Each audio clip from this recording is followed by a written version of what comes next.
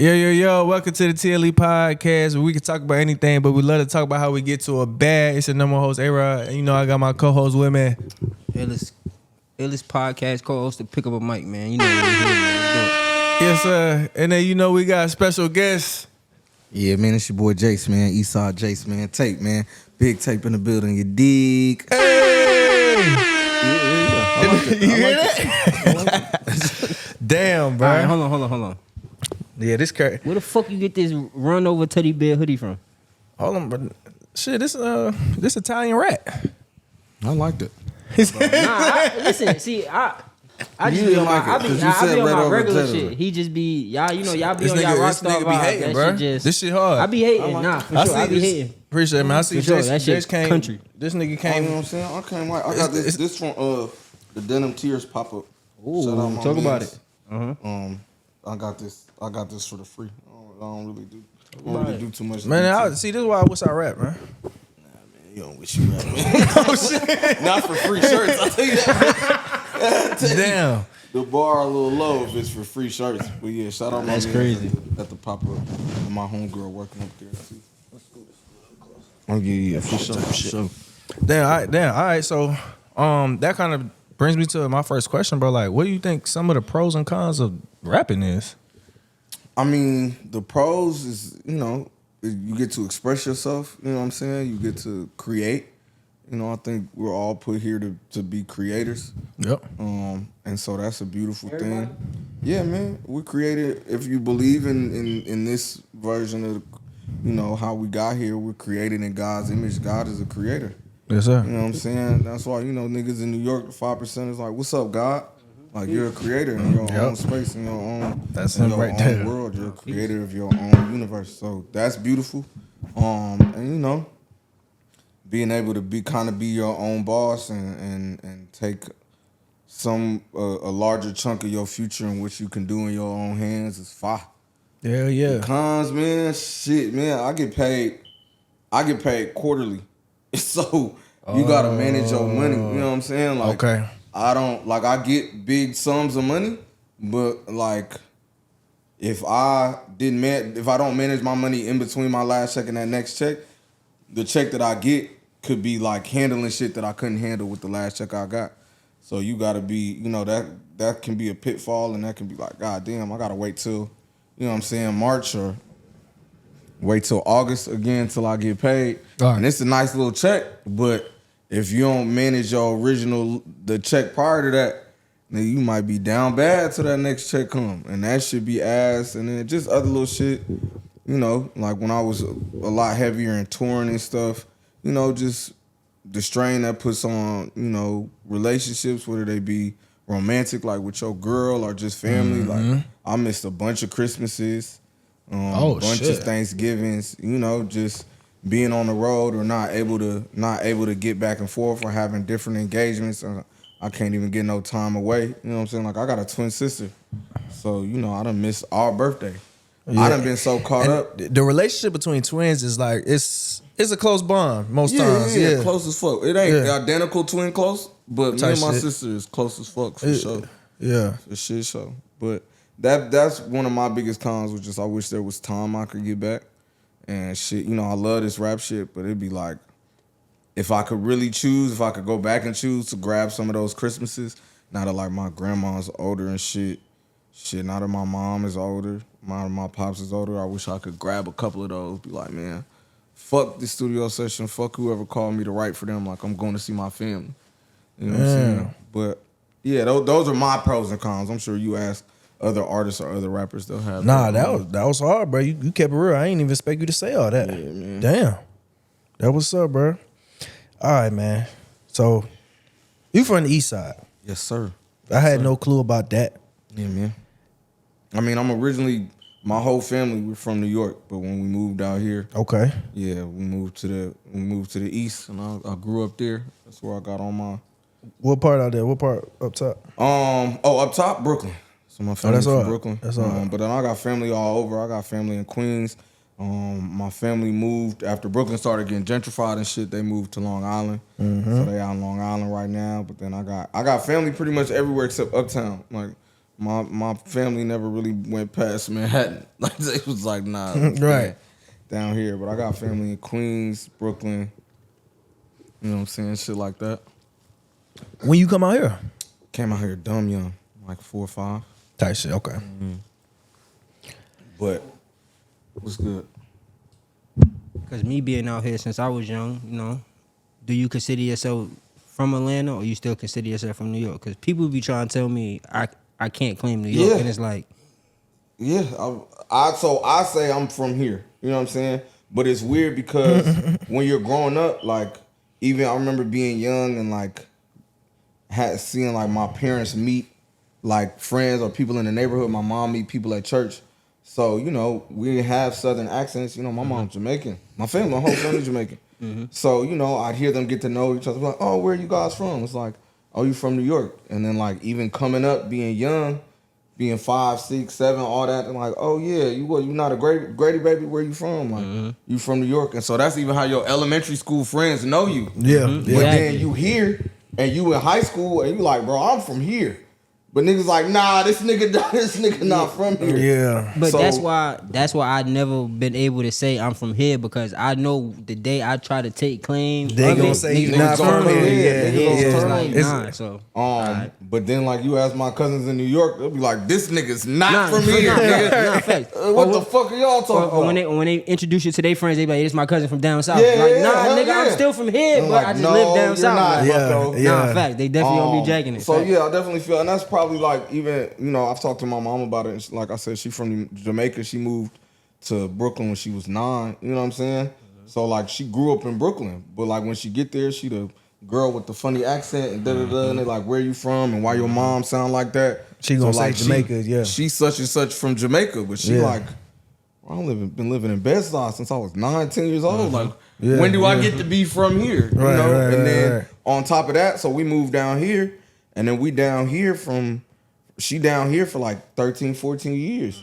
So at that point, she done adopted Atlanta. You know what I'm saying? Like she got a whole little church lady accent and all of that. So, but for me, I always say, you know, I always still tell people, you know, where I'm from.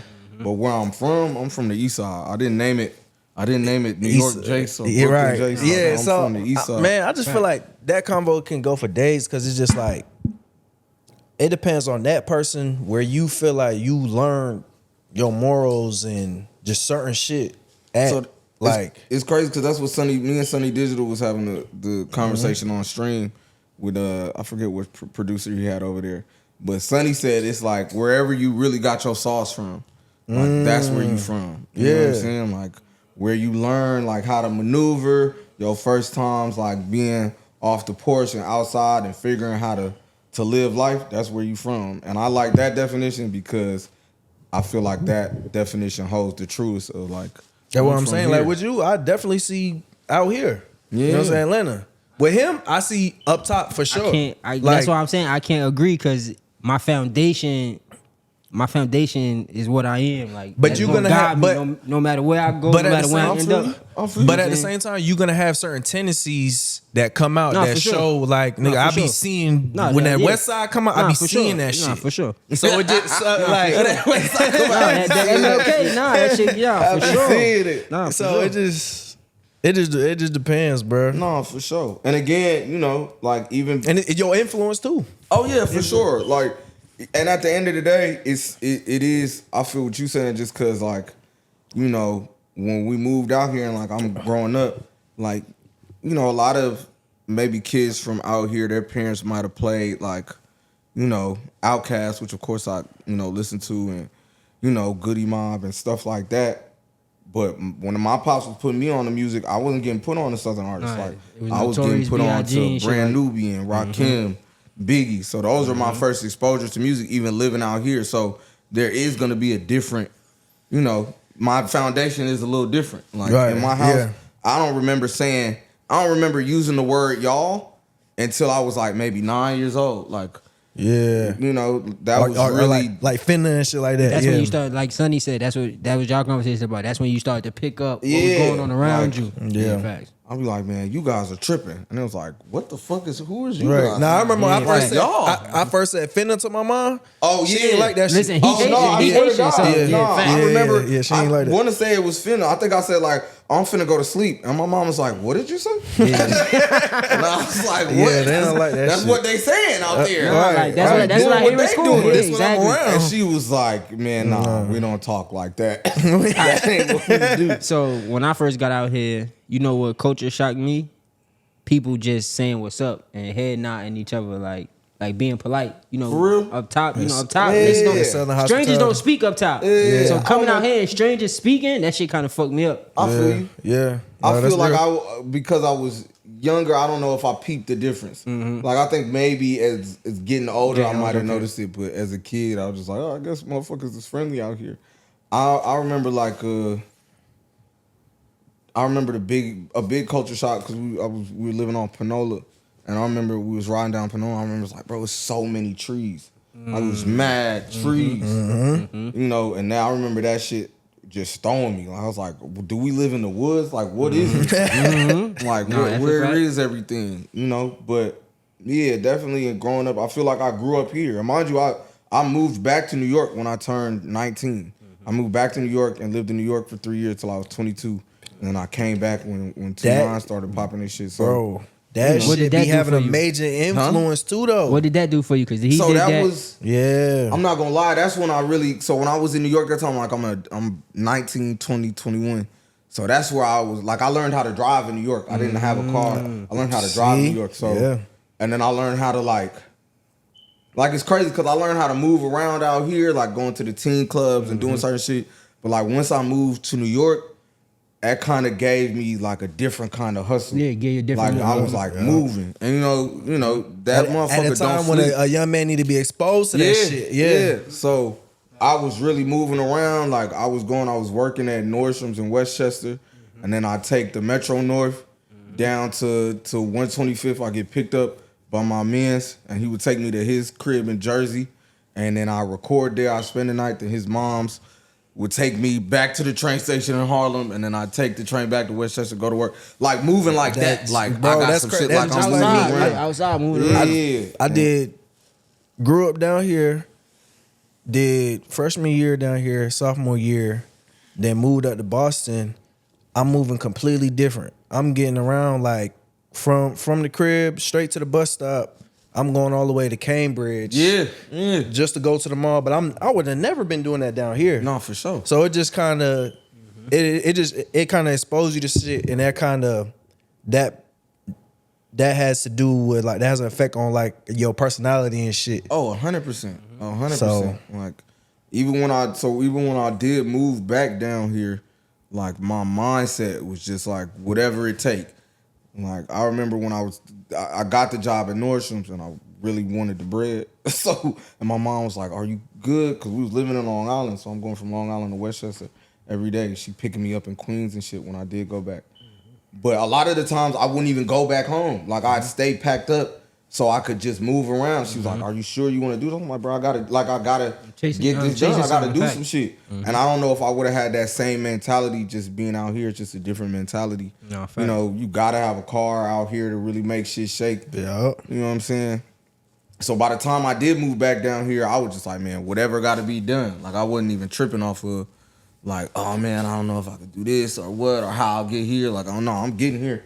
This where the studio at, this where the session at. Like, all right, what we doing? We're gonna make this happen. Yeah, so that was definitely, I definitely feel like I got a good mix of both. But like where I got like my first fight, my first kiss, I lost my virginity here on the east side. Like, so I feel when people ask me where I'm from the east side. But then, you know, like you said, it's always gonna be it's people from like elementary school or high school that'll see this and be like, nah, nigga, that Yeah, nigga, exactly. Nah, you not exactly. O'Grady, baby. He not from here. Exactly. What hospital you was born at? It's like, God damn, brother. Exactly. Like we went to school together. We graduated together. Right. They Well, never- I feel like they don't hear that. it's just no correct answer, bro. No, I feel it. I take all perspectives on it, but I know my truth is I'm from the East Side. That's where I grew up. I wrote my first raps in my room on Panola. My first doctor was right off Candler Road. My first pair of J's I ever bought was right off South Harrison. Like, nigga, I'm from the East Side. What high school you went to? Say? Huh? What high school you went to? I went to Chambly. I was in the Chambly. magnet program, so I was supposed to go to Southwest DeKalb. Okay. But they only had a magnet program in their high school. But my mom wanted us to be in the feeder schools, so I went to Kittredge and I went to Chambly Middle. No, you Southwest know I graduated from DeKalb? Clarkston. Huh? I graduated from Clarkston. Oh, for real? Fact. Yeah, that's crazy. Yeah, Yeah, that's what's facts. up, man. Yeah, so I played on the east side a little bit. Yeah, man. All right, shit. So damn, I guess so. The music, your first exposure to music is from your pops. You listen to a lot of up top shit. Hell yeah. Okay, when you start, at what point you say you started writing? So I started writing spoken word poetry first, and I was like at 14. Okay, Because I was obsessed with Def Poetry Jam. And I thought that shit was the coolest shit ever. So I was like, all right, I'll do spoken word. And then I thought that shit would like impress people. But I don't know, 14-year-olds on the east side were not impressed by you doing poetry. Right. And then I remember this when niggas really started like rapping, like niggas started recording their own shit at the crib and shit like that. And I was like, all right, I'm already rhyming, like, let me try and do it with a backing track, with a beat. So I think I wrote like my first rap, like I was 15. I wrote just a crazy stream of consciousness rap to We Taking Over. That's crazy. Yeah, that Fat Joe and Lil Wayne shit. I wrote That's it a in crazy my, beat. I wrote it in my lit class. I had like a little MP3 player, and I tucked the headphones, ran it through my shirt, and just tucked it right here, and I was writing that shit in lit class. I was like, that's hard. I was like, nigga, you cold, nigga. Write some more shit. And that's how it started. Yeah, but my pops exposed me to music. Like, I get my love of music comes from my dad, for sure. That's hard. Man, okay. And when you start writing music, when you get to like recording the shit, like when do you start taking it serious? I took it serious immediately. I started recording that year. I went to high school with Ceej. And Ceej, I was freestyling a lot. Ceej. Yeah. My homeboy Ceej, we went to high school together. We ended up being in a group together. And I had just been freestyling around like school and shit. And niggas was fucking with it. And he used to beat on the locker or the tables and shit, you know. And he caught me in a cypher one time and he came up to me afterwards. He was like, yo, you hard as fuck. Like, I make beats. And that was a big thing. Like, I didn't know how you got beats. I didn't know how none of this shit would work. Yeah. Like, I remember being young and, like, looking up, like, how do you book a session at Patchwork? Like, I didn't know what you did. And this white kid comes up to me like, yo, I make beats and I record at my house. And I was like, what? So I went to his house that weekend. And that's when, like, he was playing me beats. And he just had, like, it was like one of those little slender mics. Like, it wasn't like a real mic. It wasn't like this. And he put like a bunch of pantyhose around it as a pop filter. And That's crazy. Yeah. And then I thought that shit, I thought I had made it. Like, that's when I went into his basement and I seen it, he had the little KRKs and he had his little... Yeah, the drink holders in there on the wall. What's up? The drink holders on the wall? Nah. Like like hustling flow. Nah, like that. But I thought it was fire. And I just we just linked up after that. I think I was at his house like as much as I could be after school because he stayed by my high school and I stayed on the east side. But sometimes I would like sneak to his crib and then take the activity bus home. And then weekends I was taking a MARTA from the east all the way up to Chambly. And then I crashed there for the weekend. And come back. But I took it seriously pretty early. Like when I was 15, I was like, I want to rap. I told my dad, like, I want to be a rapper. Hey, you being Jamaican. Yeah. How did they take that? It did not take it very well. So my pop's a cool dude though. So for him, it was more so, and he always been like this. He was just like, prove it.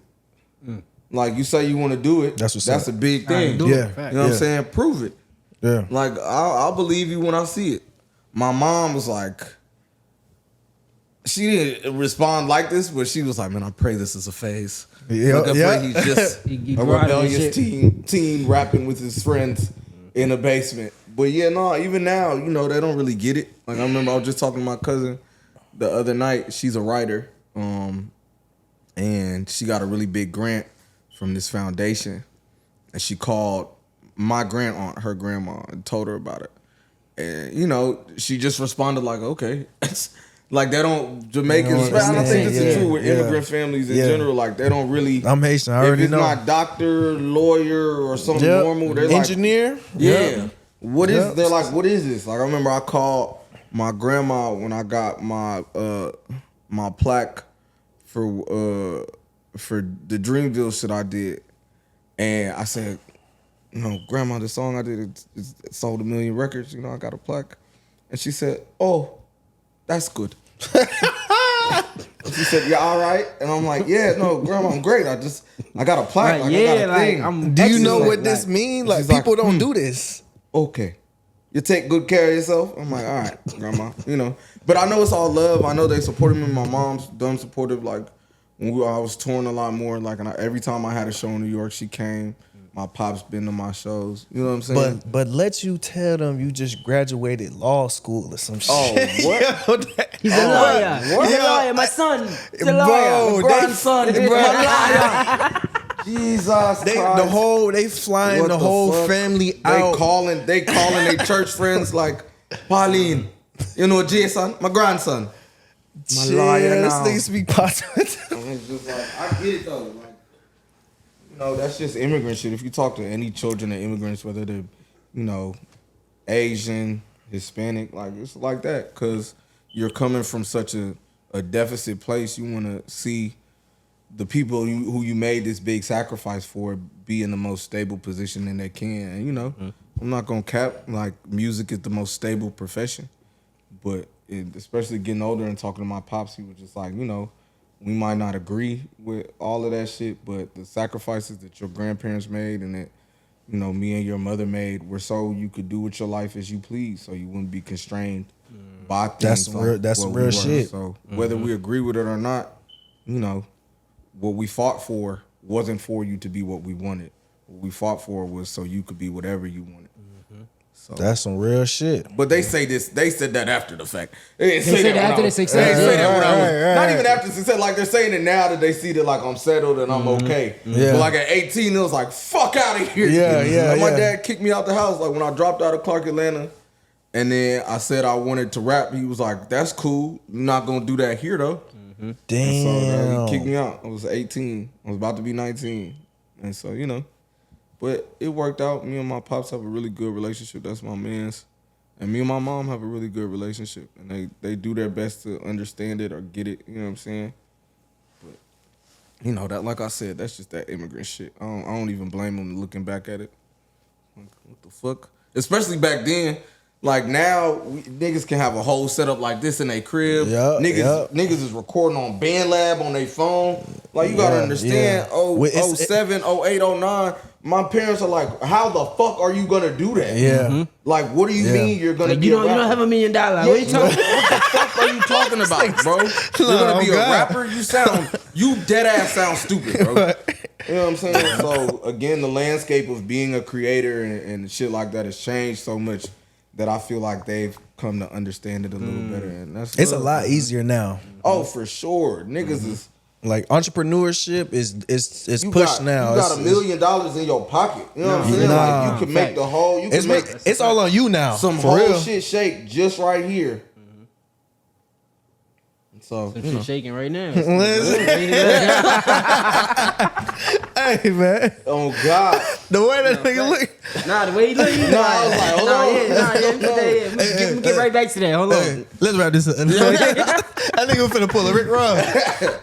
I'm gonna be right back. That was Nah, that's that's crazy. Nah, he Nah, was that was wild crazy. for that. I'm That's not gonna crazy. lie. I would have been hurt too. So being hurt was one thing. the capping about what you did was the other thing. Now you gotta that fight make me. it even worse. At first, like once you did it and it's cool, all right, cool, you did it. It is what it is. After once you spoke about it and you want to pop shit about it, now like, you got never got to see each other. Yeah, come on, bro. Like that wasn't valid. What we agreed upon. Like, come on, bro. Fact. You didn't say you was leaving, family. That's what the complaint That's is. what the problem is. You nigga. talking about I showed up. And I was like, bro, we appreciated that. As a man, you said you going to the bathroom, You you was said you were coming back. going to the bathroom, you was coming right back, and So, you never returned. Anything other than that, you filed. Yeah, Yeah. weird. But nah, he got wild. Facts. That shit was crazy. He got wild with that. So I gotta go to the bathroom. Yes, sir. Yep. I'm joking. I was pulling up. yo, chill out, bro. nigga a fool, Yo, bro. listen. Hold on. And then Wap said the nigga do think he funny. Like, nigga do Bro, I think he did not funny. expect this interview to go this way. Slide on niggas.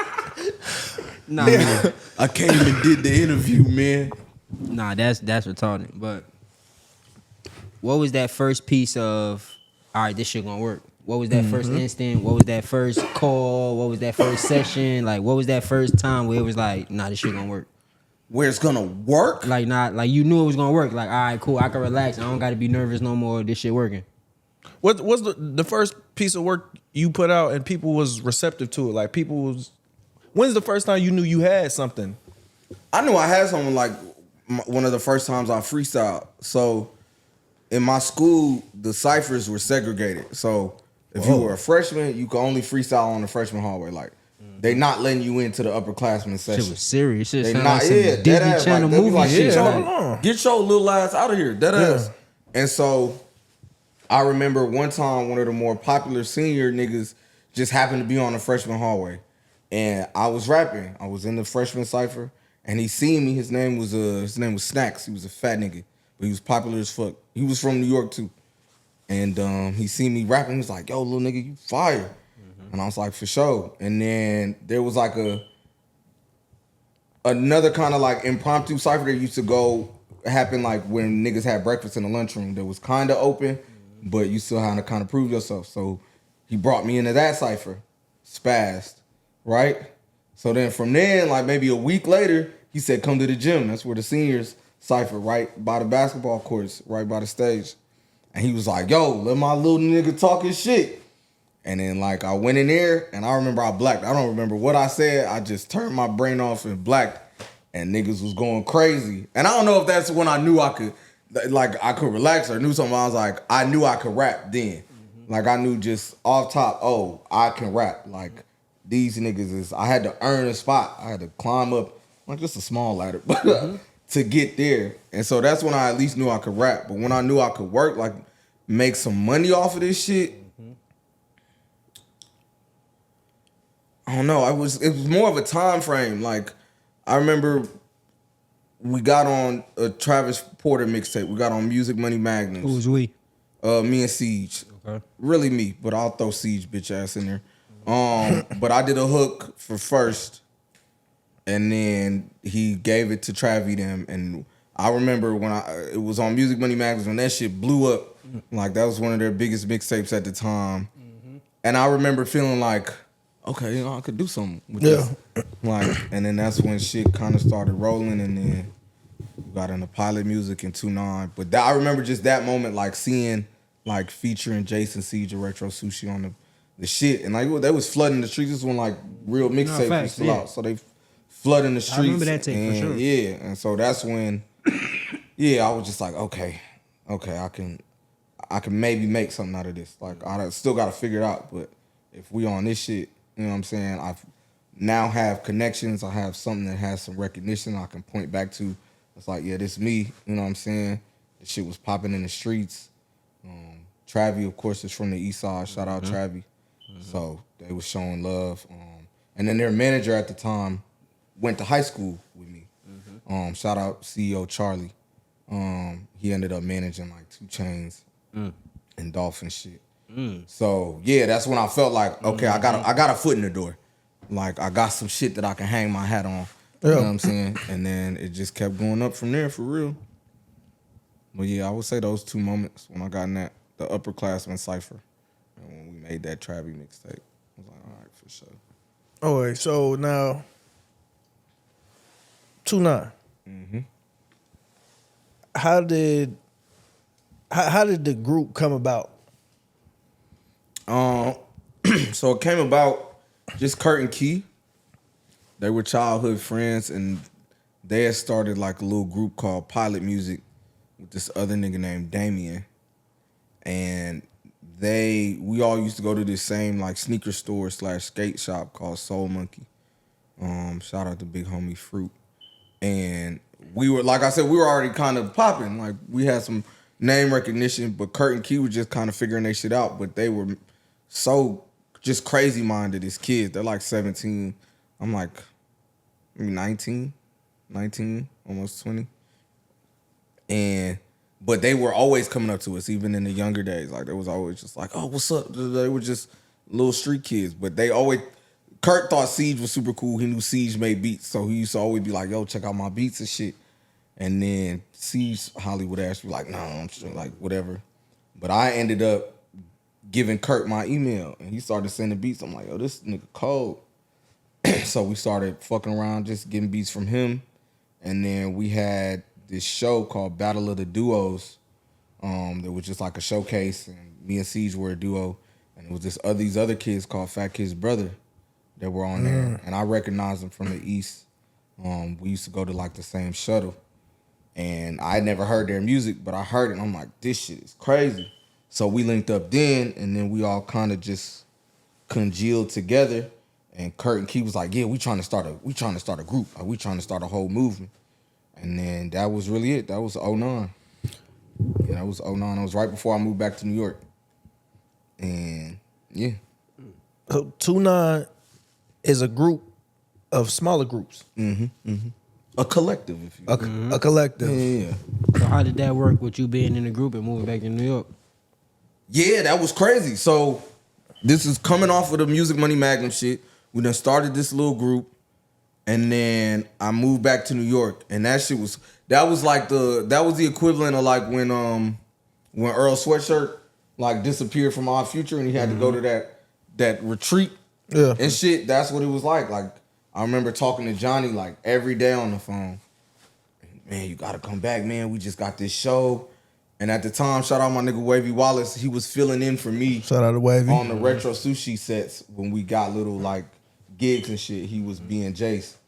But Johnny Ceej was calling me, every day, every other day about just updates and shit happening. And I remember just being sick, just being in my room, writing on my BlackBerry. Like, as soon as I touch back down, I gotta have hella verses. Like, I gotta add to everything. And then I'm seeing like the little looks. I remember a song we did on a Sunny Digital beat made it on the I'm a Differenter project, which was Travis Porter and MGK. So we got that. I'm like, man, I'm not even in the city. Like, I remember Ceej sending me a video with Pretty Boy Tank playing that shit in not Mansion, I think it was Obsessions. I'm like, fuck, I just remember being sick. Like, I gotta get back to the A. But, it was cool seeing it. I remember being at my job, like, man, these niggas don't even know. Like, my niggas is the hottest niggas coming up in the A. And then I remember, I think I was 22, my 22nd birthday. Oh, no, I wasn't. I went back for my 22nd birthday, but I remember when I went back to celebrate my birthday, they spun some Pilot Music shit in the club. Shout out Pretty Boy Tank. Shout out Tank and Meezy. Meezy was always like, yo, Tank, play this new shit. And I remember seeing that. I was like, oh, fuck. And so I went back and I told my mom I got back like June 1st, because my birthday, May 26th. And I said, I'm going back to Atlanta. Like, I'm not going to be up here. And she was just like, all right. And I saved up some bread. Got a little shitty ass car, and I drove back to the A. All the way I made that drive in like 11 hours. I was speeding. I made that shit I gotta night. get back. Word. Got back to it. How did y'all get connected with Wiz Khalifa? Because I remember y'all had that connection for a while. That was from our manager at the time, B Wright. He was running this brand called Cremo, and that shit had got real popping in the AUC and shit. And he was really on his graphic design shit. And Wiz's manager, Will, just caught wind of it. And this girl that Wiz was dating at the time was fucking with us. So he seen her in the Cremo sweatshirt. And then she was just like, oh, this is this. And then Will got connected with B Wright. And then that's just how it all happened. So he was doing Wiz's merch for a while, but he kept just being in Wiz's ear, like, yo, I manage this group. I got these dudes over here. And then, you know, Lindsay, shout out Lindsay, was fucking with us. And she was just like, yo, I fuck with them niggas too. Like, them niggas hard. Like, they like the Atlanta Taylor gang. And then that was it. You know what I'm saying? So that was Be Right. That was Be Right, and shout out my nigga Lindsay. Damn. So now, Mike Will, he was over 2-9. Yeah. So that was Be Right too. So Be Right, Be Right ended up doing. Mike seen the shit B was doing for Wiz, and was like, "Come over here, do that shit for me." So that's who did the Eardrummers logo and shit, and it was just the same shit. Shout out my nigga B, man. But yeah, he was just like, "I got these niggas that rap. These niggas cold," and he showed Mike the music, and he just kept. I don't know if Mike signed on immediately, but Be Right was just annoying with it, and we was making noise. So like, that was, I think, the other part that Mike saw. Like, whether I get it 100% or not, who knows? But these niggas making some racket over here, and my mans keep telling me to check them out. So Be Right hit me dumb late one night. He was like, yo, Mike want to meet y'all. Come up to Tree Sound. So Dave and Johnny picked me up, and I don't know how Kurt got up there. And we just met up there, and I think we made Where the Money At that night. And then that was it. But that was Be Right too. Be Right, a dot connector, man. Shout out my nigga B. So how was it like once Mike Will signed on? What was like the difference?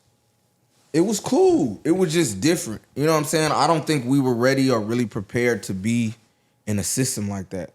Like, we were coming from a very rebellious space where we did whatever like, we chose when we dropped. Like, we weren't thinking about release schedules or rollouts. Like, our rollout was whatever the fuck we wanted it to be. So I think it was hard for us to really thrive in that system, even though I feel like we could have if we had adapted to it, but we were so used to like, I don't think we understood when people, and I don't want to single out Mike, but even just people from the label are like, all right, well, you know, what's the plan and who's gonna shoot the video? We're like, what the fuck are y'all talking about? Like, what do you mean? Gunner gonna shoot the video. Yeah. We gonna do some cool shit like we been doing. Fonny gonna do the cover, and we gonna drop it. And again, that's cool. If that's how you want to do it, then don't sign. But if you sign, you gotta kind of play that game. And I don't think all of us were ready to play that way. And so there was just difficulties there. But Mike himself, he was 100% in on us. Showed the most love. I think he helped EP, one of our better projects. FRVR is still amazing. You know, but I think the system was what we struggled with. We just wasn't used to that type of shit. Like, we drop when we want to drop. We drop 5 songs in a week if we could. Like, that's how we. And for us, we looking at it like that's how we got here. That's how you know us. So now that we in this system, why are we not allowed to do? Why switch up? Yeah, if it ain't broke, don't fix it. Why are we not allowed to do what made you like us? But outside of that, outside of a system standpoint, man, that was a great time, man. He's just a super creative guy, super good energy guy. And the whole team, man, everybody was great. But like I said, man, we're a very rambunctious, rebellious group of young niggas. So But why do you think labels do that? Why you think labels they see the talent with what y'all doing or how y'all doing it, and then when y'all get on board, it's like when y'all get on board, they try to make y'all switch up from what made y'all popular. Well, labels are businesses. And this is, my pops told me this when I was getting into it. Like, labels are in the business of making money. And when whatever that framework for them does not look like dollar signs. Now, it could be, and it can be, and it has been, but it definitely wasn't as, common. So they looking at it like, yeah, we're not doing that. You know what I'm saying?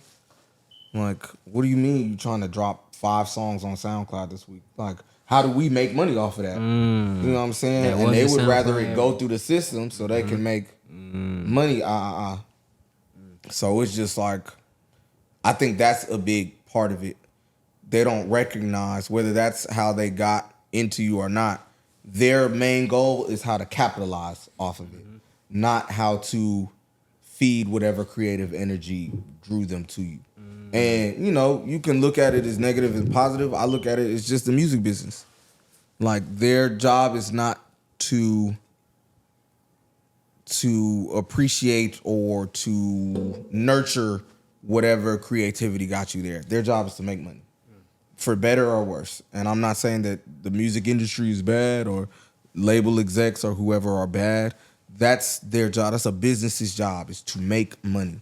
So whatever doesn't look like it'll make them the most money, because that's the other thing. Not even just make money. They want to make the most money. For sure. Like, if whatever you're doing is only going to bring them $10, when they know that there's a system they have in place where they can make $100, letting you make $10 so you can feel, you know, solid in your creativity, they don't, what the fuck are you talking about? Right. I'm not creative. My creativity lies in how creatively I can make money.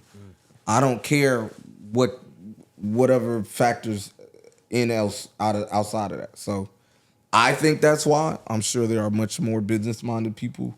I'm sure people who have been in the industry longer, people like Mike Will, might have a different answer. People like my manager, Jeff from DTP, might have a different answer. But for me, that's my answer. It's just like I said, you might make $10 off of dropping these songs on SoundCloud and we'll get $1. You know what I'm saying? Or we can wait, stall this off, make sure that we get we get a Lyrical Lemonade video and all of this. And then if you make $100, we make $10. That's what they're going to want to see. And then they see that going down the drain by whatever 5 songs you just put out. And that I get it. The fuck? I fucking get it.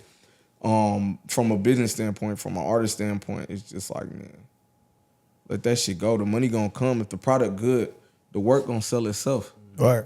And I think there's so many examples of that. Like, if you look at NBA YoungBoy, whose output is insane, who was especially when under house arrest, nigga was dropping 3-4 albums a year.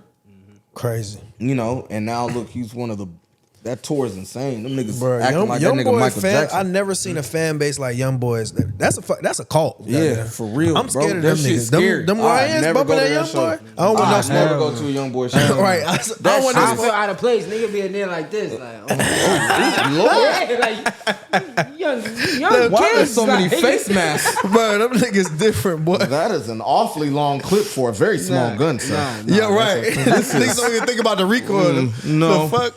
The balance of the gun throw it off. There's a lot of green in here. I've never seen this much green in one place. I need to go home. But yeah.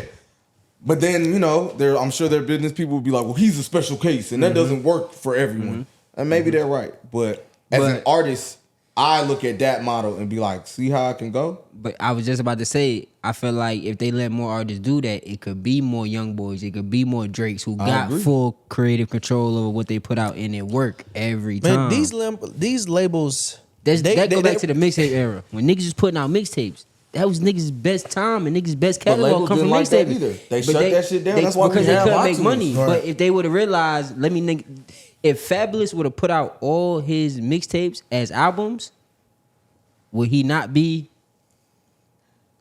Maybe we can't. But not just Fabulous. Any artist who had a great mixtape run, if the mixtape was albums, Wayne. If every Gucci mixtape was a fucking album, then you got he'd have the illest catalog ever. But then you got to look at so it's easy to say that as fans from the outside looking in, and I'm not saying I agree or disagree. I think the bigger thing is those runs, I don't think would have been as impactful or as possible if they were albums. Because you got to understand, at that time frame, a CD was going for $15 to $18. Niggas was either pirating a mixtape, or you buying it from the mixtape man for $5. That's a fact. You know what I'm saying? So the price of entry to these runs was lower, and that boosted it. The second you involve a machine like the actual music industry into something like that, I don't think it translates. And again, this is speaking in hindsight. Maybe it could have, maybe it would have. But for me, it's just like, and on top of the fact that some of these mixtapes were big, you know, Wayne was rapping on niggas' beats. Like, that's not getting cleared. Not at and all. it could get cleared, but a label doesn't see the worth in spending $200,000, $500,000, $1 million to clear Lil Wayne rapping on a Beyonce beat for us to like it. They want to make money, Right. and that doesn't seem lucrative. What? Wait, Lil Wayne's doing what? And we have to pay what? Yeah, suck our dick. No, you can't drop that as an album. You sound stupid. Yeah. No, Beyonce is gonna want $1 bajillion for you to rap on the upgrade That's a you beat. fact. So no, we're not gonna do that. No, fact. So like I said, I've echoed this sentiment in talking to my pops and even on Twitter a little bit. But you know, capitalism, however you feel about it, is one thing. But I definitely think capitalism is one of the detractors of creative industries. Like it's a detractor from it. It's a negative aspect of it because at the end of the day, the bottom line is always going to be above the creativity. So, and that's not just with music. That's with movies. That's with visual art. That's with anything. Like, you know, you could make the greatest movie, but if the studio see it don't make money, you might not get another job again. Mind you, you put your heart and soul in. People who watch it love it. They're like, man, this is a masterpiece. Oh, okay, it had a budget of $20 million and only made $7 million. You might dead ass never done. direct again. You're done. Right. You're done, bucko. Done. You're out of here. What? These we gave labels- you 20 M's and you came back with 7? Yeah, brother. Bye. These labels don't want to risk. These labels don't want to take no risk, and they don't want to risk losing money. How many stories have we heard about artists saying, "No, I believe in this record. This should be the hit." The label doesn't see it. They drop it. We got a fucking classic. Like, Yeah. how many examples of that we hear? Like, I don't know, T-Pain Bartender. Yep. They didn't want to drop that. I just was just watching the video where he said they didn't want that to be the. There's so many I stories think about it was, that. I think So- it was in love with a stripper. They didn't want it Yeah, to be. It I was in couldn't love with- remember I ain't gonna what's- lie. At that time, any song that nigga said was a slapper, it was a slapper. Cause Right, that nigga right. didn't miss. But that like, just you have goes to to show understand you the how. label. Nah, for sure. I get it. I So get it. detached from what was happening. Yeah. That they were like, you're dumb as hell if you put out that stripper song. Look at what it time. did. It went quadruple, triple platinum in the hood. Nah, that ass. So, but then, so we can sit here and say that in our defense, but then the music industry execs would look at all the failures of times where they sided with the artist, or when they let the artist have the most creative control, and the single they put out didn't do well. You know what I'm saying? So it's a double-edged sword, and that's why I think the true metric should just be like, put out what you believe in. If it fails, if it falls flat, that's fine. Go again. No one should be penalized for that. That doesn't mean the song was good or bad. Right. You know what I'm saying? It's the art, and it's if you believe in it. And if you believe in it, put that shit out. And the people who resonate with it, you pray and hope they'll come. You know what I'm saying? If not, we go again. But for a business model, to a label, that sounds stupid as hell. Like, no, we wanna hit right now. We're not gonna we're not gonna pour 10 M's into radio, video. You touring with this record, and we only get an M back. It's our hit, and we want it now. No. Yeah. The defense is, oh, it's art. Them niggas don't want to hear that. It's art. They like, bro, shut the fuck up about this art shit, brother. They don't give. They We don't. signed you to make money, my boy. Where's the dollars? He said, Yo, Art? Nigga, you sound stupid, nigga. So I get it. I get both sides of it. But as an artist, I'm always gonna be like, let the art lead, man. There's so many cult classics that we have in movies and music that come from places where they weren't a hit. They weren't hits.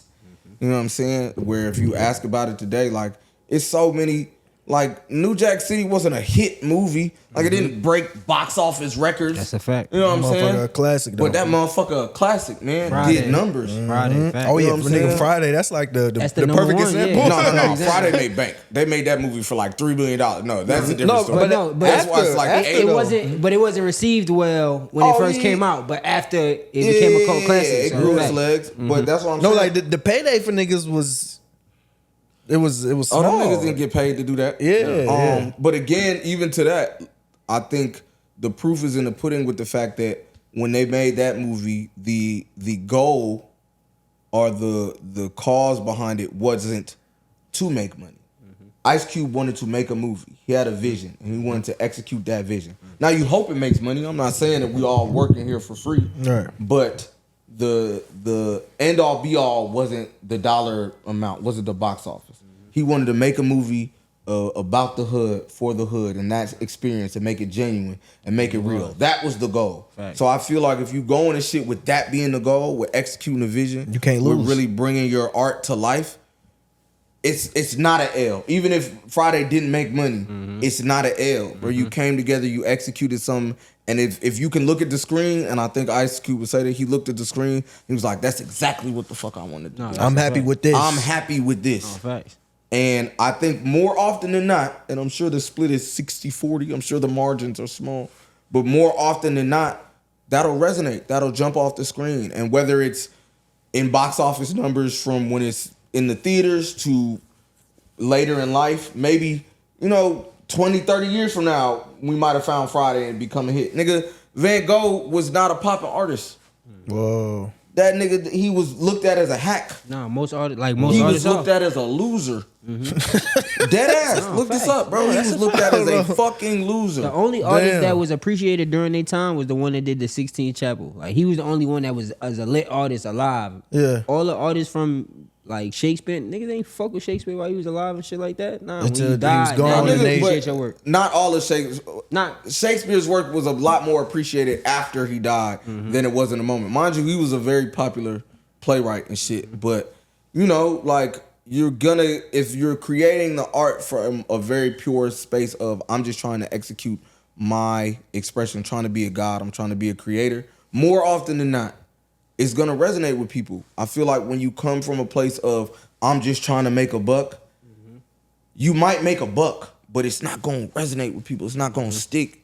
People can feel that. Even if they don't know that what they're feeling in that moment, it's gonna fade so quickly because you're not in it because you love it, because you would die for it. That's what my pops told me. That's why he asked me. He was like, I'll know when you want it. I'll know when I believe it, because you'll do anything to do it. And so, yeah, even when we talk now, he's like, "Oh yeah, I know this is what you want to do. I wouldn't let you quit rapping if you tried, because you showed me over the years that you would be." I know that felt good. Yeah, it did. I mean, it felt good in that moment. Retroactively, I'm like, bro, you kicked me out the house. But in that moment, yeah, you know what I'm saying. But he told me that when I graduated high school, he came up to me. So I graduated high school on my birthday. I turned 18 the day I graduated, and when I came home that next morning, because I had a lock-in at my school, and I came home that next morning, I just got my acceptance letter to Clark Atlanta, and he was like, "Yo, I'm glad you're going to school. Do you still want to do this music thing?" I was like, "Yeah, I'm gonna do that, but I'm gonna finish school. I'm gonna do it." And he said, "If I told you right now that you could try this music thing for the next 30 years, I think is what he said, or he said some random number. But I could tell you for a fact that you would never make it. You would never make $1 off of it. No one would ever like your music or listen to it. You would just be rapping into the fucking ether. Would you do it? If I told you right now, nothing good is gonna happen, would you do it?" And I said, yeah. And he just walked out. He didn't say anything. He just walked out. But talking later, he was like, "I knew." So, yeah, I feel like if you approach it from that place, if you say, "I don't care if anyone will ever watch this movie, I want to make this. This is something in me that I got to express." Whether people come or not is up to the universe. But you won. You succeeded. It's right there. And I would say more often than not that the people who do find it is going to resonate with them, because it's real. It's there. The other shit, it might be, it'll be like comic book movies or shit. And I love comic book movies, but we can tell when this is just a cash grab. Like, they know we're going to come, like, shout out Ludacris. But you look at the Fast and Furious movies, like, I'm sure all of those people are working hard, all respect to those people. But the goal for that movie isn't to express anything. It's to make money. The first couple was, but after. Oh, the first one was definitely, the first one was a student film. Yeah. Shout out to the first Fast and Furious. They made that shit on a shoestring budget. Now, but because they had something they wanted to say. You got The Rock throwing niggas through boulders and shit. Brother. Come on, niggas now, in space, brother. niggas They got driving cars niggas- in space. Bro, Fuck outta niggas here. cut that shit. Fuck outta Parachuting here. Bro, cars. Wrap that shit up, bro. Come on, man. And I'm still gonna After go see Tokyo it. Drift, that's it, bro. For me. It's crazy because I'm still gonna go. I'm still Right. going. I just want to see how ridiculous. I talk this all this artist purity shit. I'm like, shit, you're trying to go? Bruh. All right, man. BFR. Okay. Not gonna lie. I never even knew how to pronounce the shit. But the shit was hard. Okay. I'm just like, bro, we got these niggas. I was in Boston when this shit dropped. I'm like, who these niggas? They took this death row ass picture. This shit hard. Okay. Y'all sound was like, when I'm in Boston listening to this shit when I'm living there. I'm not even knowing y'all doing this shit out here. Y'all out of Atlanta. Okay. Yeah, that makes sense. Yeah. Like and there's so many people listening to it up there. This is 10 years ago. Yeah. That shit was like, this shit was like refreshing. So What's up? no, go ahead. Oh yeah, it's always weird to hear that because not weird, but especially when I'm thinking back to those time frames, it's just like even now hearing that shit, and people talk to me and come up to me. I don't always think even to this day I don't ever think anyone's listening, and I don't mean that like I look at my Spotify shit like I know people are listening, but like when I make it and I put it out, and then people come up to me like, "Hey, bro, that shit hard." I'm like, "Oh my god, you heard that?" That's Bro, no, that's You real some though. flattered That's shit? That's real. You You just feeling because flattered? you don't. You be feeling flattered?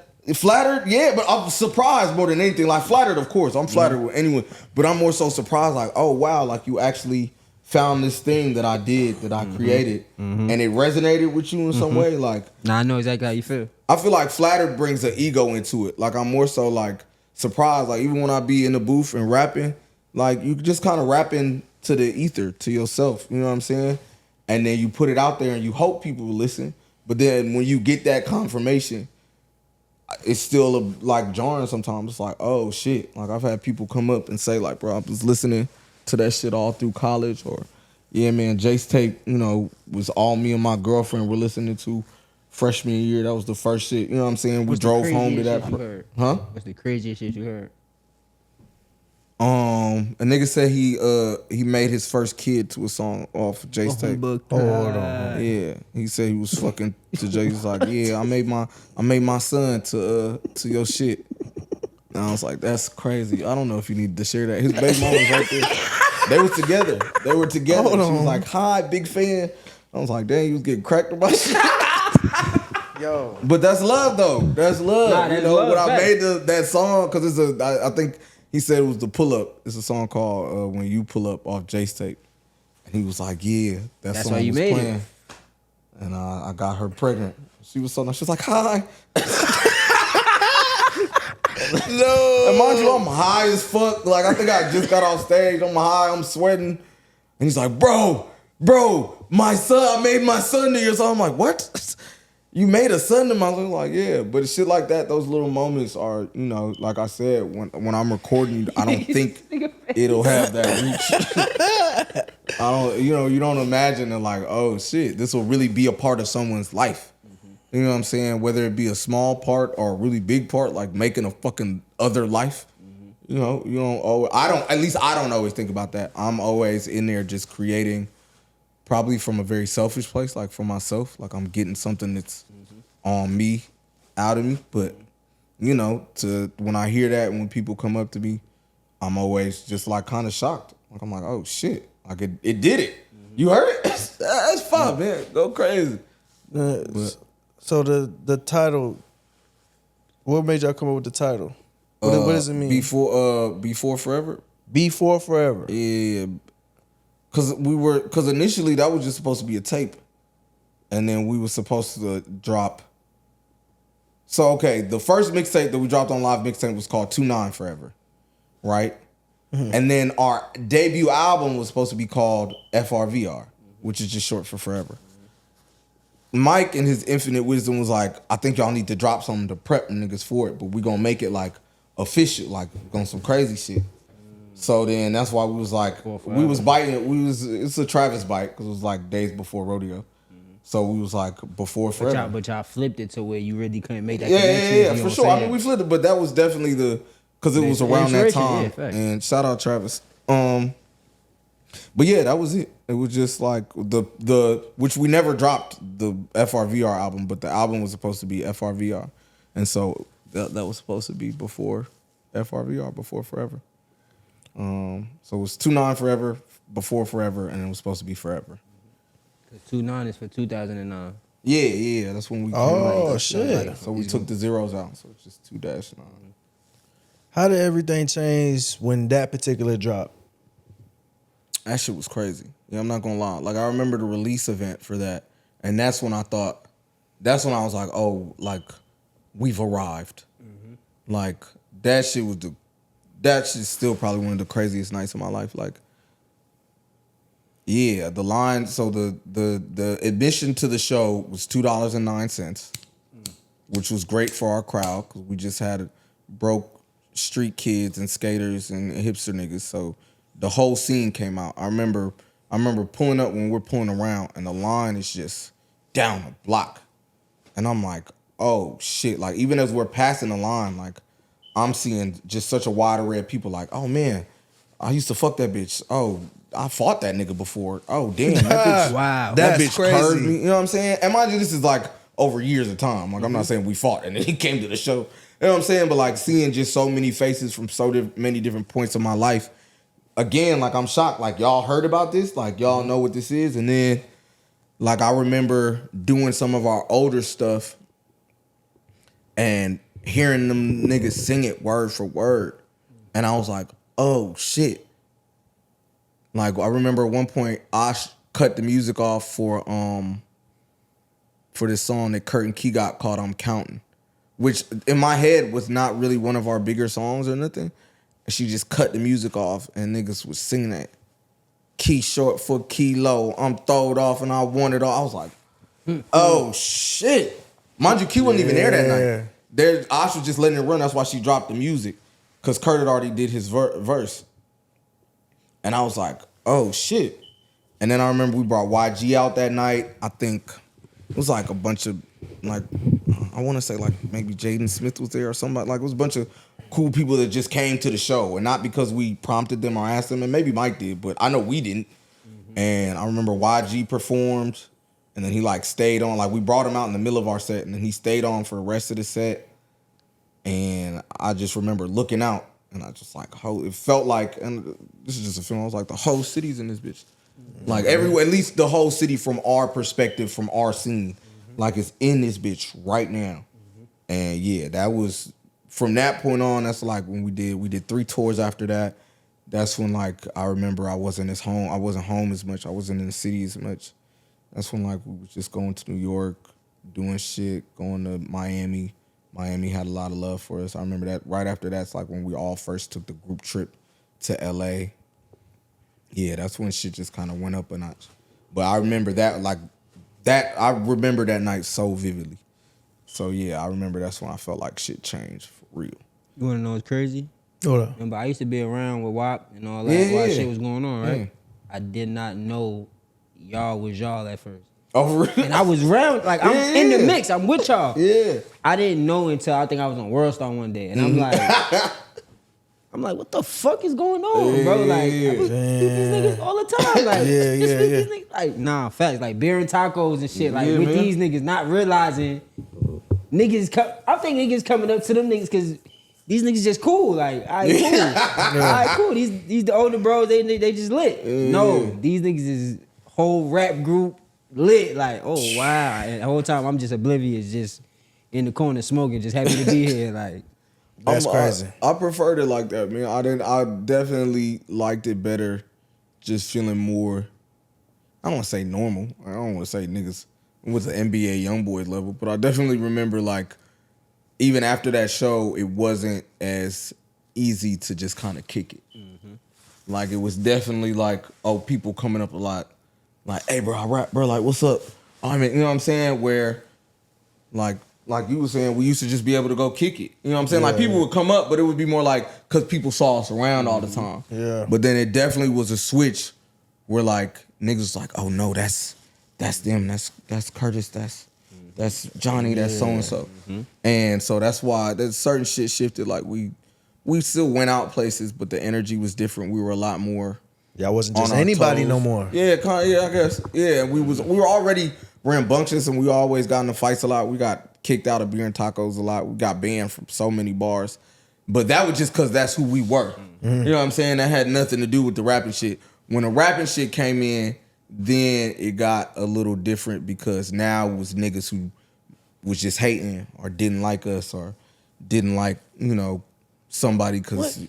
These niggas get money now? Yeah. Or These niggas like, get bitches? Yeah. Nigga fuck my bitch or they got looked over for a show or they had to perform before us because we were headlining. Like, that's when that kind of became when at first we was just, the homies that niggas may knew who they rapped or maybe didn't. But now, oh no, we know y'all niggas. Y'all was on World Star. I seen these niggas on World Star. Yeah, what up, bitch ass nigga? And it's like, whoa, shit. Me? Nah, nigga, I'm just me. I was here 2 weeks ago. A lot of chains, I rap now. Chilling. I just want to get money now. That's the new price. $3,000. Like, damn, twin. But yeah, no, I think that was, at least for me, I'm sure if you talk to the gang, they'll all have their own different points. But that release event for Before Forever was when I realized, like, oh, there's some shit happening now. And we had made a little money, but we was still broke. Like, I don't even know if we had officially signed with Mike yet. No, we had, but I don't know if the check is like we weren't super up. Like more money came after that, but yeah, I remember the energy around us shifted crazy. Right. Like I remember I started getting bitches I didn't get before for sure. Oh, for sure. Nah, I can speak on some nights like them after different leaving type some of hoes spots coming through. Yeah. Niggas might have had a couple apartments in the same building, and it was just a lot of movement in between the apartments. Ping pong. Yeah, listen, and I'm just a young boy on the couch, like. That's crazy. Yeah, This nigga been a fly on the wall for a minute. Yeah, man. It got different after that. For shit, sure. Nah, facts. For shit, sure. Well, we don't usually like to talk about money, but this is TLE. So, my brother, was good. What was that check like? So the 2-9 check was a little smaller because we got a big amount from the label, but you got to split it. Some Wu-Tang shit. You gotta break it down. with 5 niggas. Well, I'm not looking for an amount, but like, what did you do? What was like that first big purchase or most memorable thing? I don't know. It's weird because I don't think with that check I did anything crazy. I think I maybe like bought some shoes or something, but I remember the first thing that we did when everyone's check hit, we all called each other like, yo, check it. And it was a spot in Atlantic Station called Strip. It's closed down now. And we all went to Strip and we maxed. Like, you gotta understand, we are little skater, street urchin, pothead niggas. Fact. Who had never seen that much bread. We went into Strip smelling like a pound. I know I got an obscene amount of weed. And Fuck you talking about. Obscene amount of weed. We went to Strip and we was in there like Goodfellas. I'm talking about like feet up like fuck everybody. Mind you, we went in the middle of the day, no one's in there. So like we're flexing for no one. But we already know how we look. You know what I'm saying? And we like, yeah, bring double lobster tail, broil 1, fry 1, fuck it, make it 4. Shots of whatever for the table, whatever them niggas want. Niggas like, nah, I got it. Like, Niggas down there finna get in a fight. Yeah, that I remember. That was that's what I remember. I remember that check was stupid. That check was stupid because they gave it to us as a group, and that check was ridiculous. But I remember we all was happy because we was like, we got it. Like it didn't even affect us. But that was the big thing. I don't know. I didn't get a car. I didn't want a car. I really hate having cars in general, so I didn't want a car at the time. I was living with my girl at the time, so I didn't go get a crib. Like I just helped her out with whatever. And I was already pretty fly. Like I already had a lot of the clothes. We had been doing different illicit shit at the time. Like I was scamming. We was selling weed out Mechanicsville for a while. You know what I'm saying? So no, for sure. Niggas already had money coming through. Good boy. I mean, I wasn't rich, but I was like, I was still able. Like I had clothes and shit. You know what I'm saying? So it's not like I went and just splurged crazy. Like I went to Wish. I remember I went to Wish, but I don't even think I spent a rack in there. Like I just got some Stussy shit. So yeah, that check was just like chilling. I can't speak for everybody else. I was about to say. I didn't do too much. Now I got a solo deal after that. I got a solo deal maybe like 2 or 3 years after that where I signed the Interscope and mic by myself. I got my own solo deal. And I can tell you that check was insane. It was a little different because I was in the hole with some things. Like I paid a chunk of my student loan off and certain shit, but it was still a very nice check. Hey, I listen, remember when it hit. I'm never paying my student loans though. Y'all gotta eat a dick and catch me, pussy. I get my fault. The first thing I did, I was living with my nigga Ducko. Shout out Ducko. And I woke him up. It's like 7:30 in the morning. Again, I don't have a car. I woke him up. I said, "Come on, we gotta go to Best Buy." He didn't ask. No, I didn't tell him to check it or nothing. He just a ride or die nigga. See, nigga, man. And he woke up and he was like, "What?" I was like, "Bro, I gotta go to Best Buy real quick. Bro, come with me to Best Buy." And he was like, "Best Buy?" I'm like, "Yeah." He said, "All right, give me a second." And then he came out the room. I went to Best Buy and I got the biggest. I still have the TV too. I got the biggest fucking TV. Sound like me. Fucking phone. Biggest fucking TV. And so we got it. We put it in the car. Mind you, it's dumb early in the morning, so we haven't really said much to each other. And I remember we're riding back.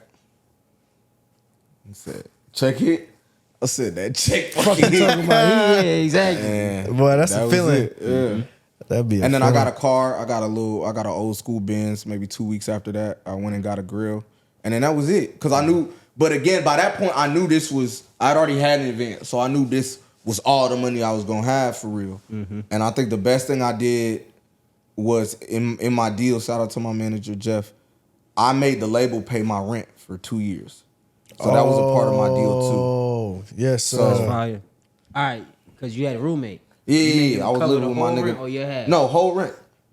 Real nigga, hey, that's real. That's real. Facts. And yeah, so I knew, but I did that, and I asked Jeff if we could do that. And shout out Manny who signed me. He put that in my contract. But so I made that money stretch for me. I made it stretch for like a year and a half, right? Like I was pretty good with my money. I had a money manager that my dad hooked me up with.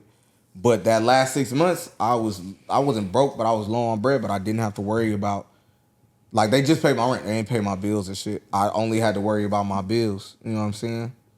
And that was a smart move. So that money really lasted me like 2.5 years. Huh? Who idea was that to have them pay your rent? I asked. So I guess it was my idea, but I just asked because I didn't know if they would do it or not. And then Jeff was just like, "Yeah, I think they'll do that." But the big thing was that they wanted to take it out of my advance. So it was Jeff's idea to push to make sure that they were separate. They're like, I still got my entire advance and they paid my rent. So that was a little back and forth with the label. But my nigga Manny was like, whatever he wants.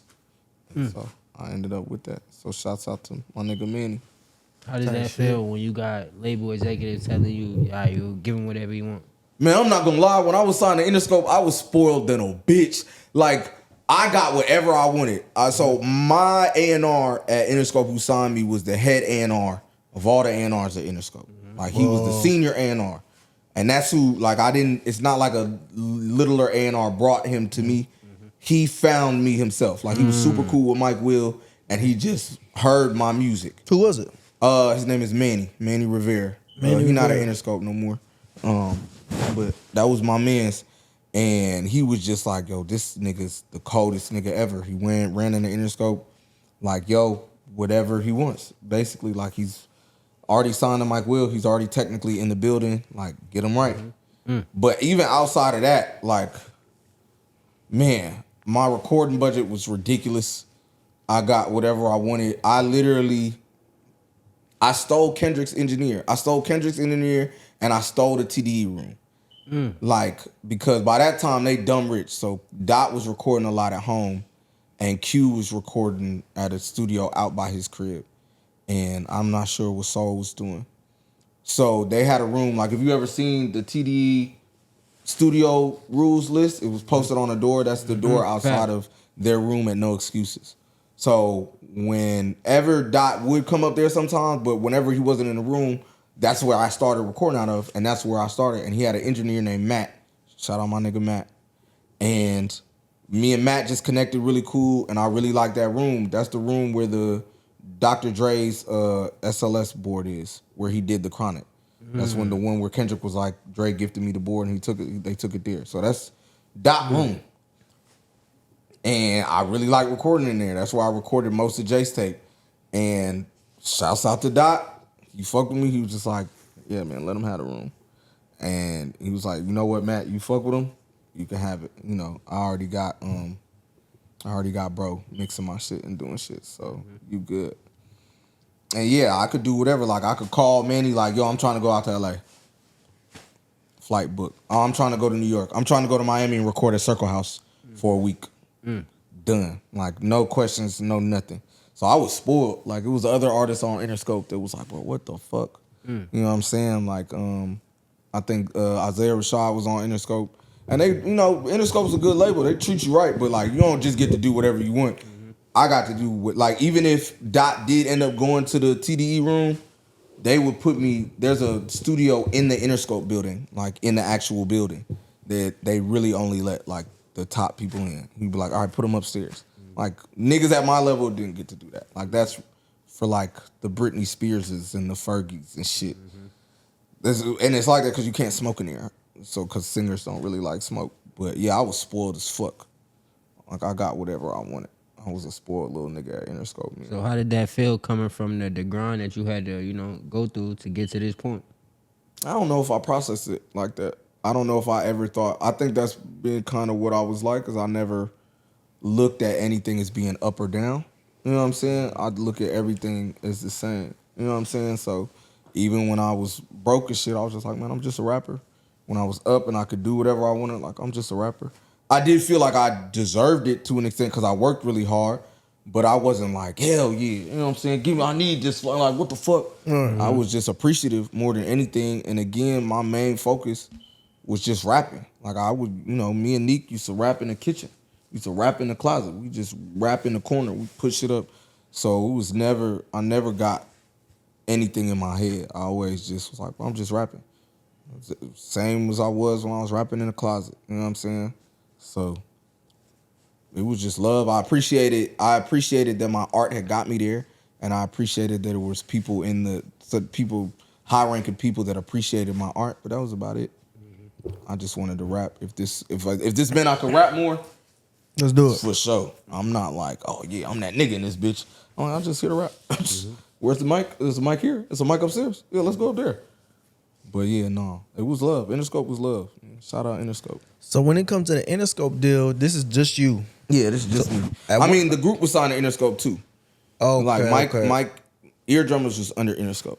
Okay. So, but yeah, the privileges I had as a solo artist, and mind you, they showed a lot of love to Two-9 too. We were the last signee that was approved by Jimmy Iovine before he left. It's a little known fact. A lot of people don't know that. Oh, Two-9 was that's the last approved signees by Jimmy Iovine. At least, if we're not the exact last ones, the last rap or hip hop artist that he approved. That's hard. But yeah, we were the last ones where Jimmy said, yeah, cut the check for them before he got out the building and went over there to do what him and Dre did. But yeah, it was definitely different. But again, you gotta understand that's coming from 5 niggas to where it's just me. You know what I'm saying? Like, it's easier to book a hotel room for just me.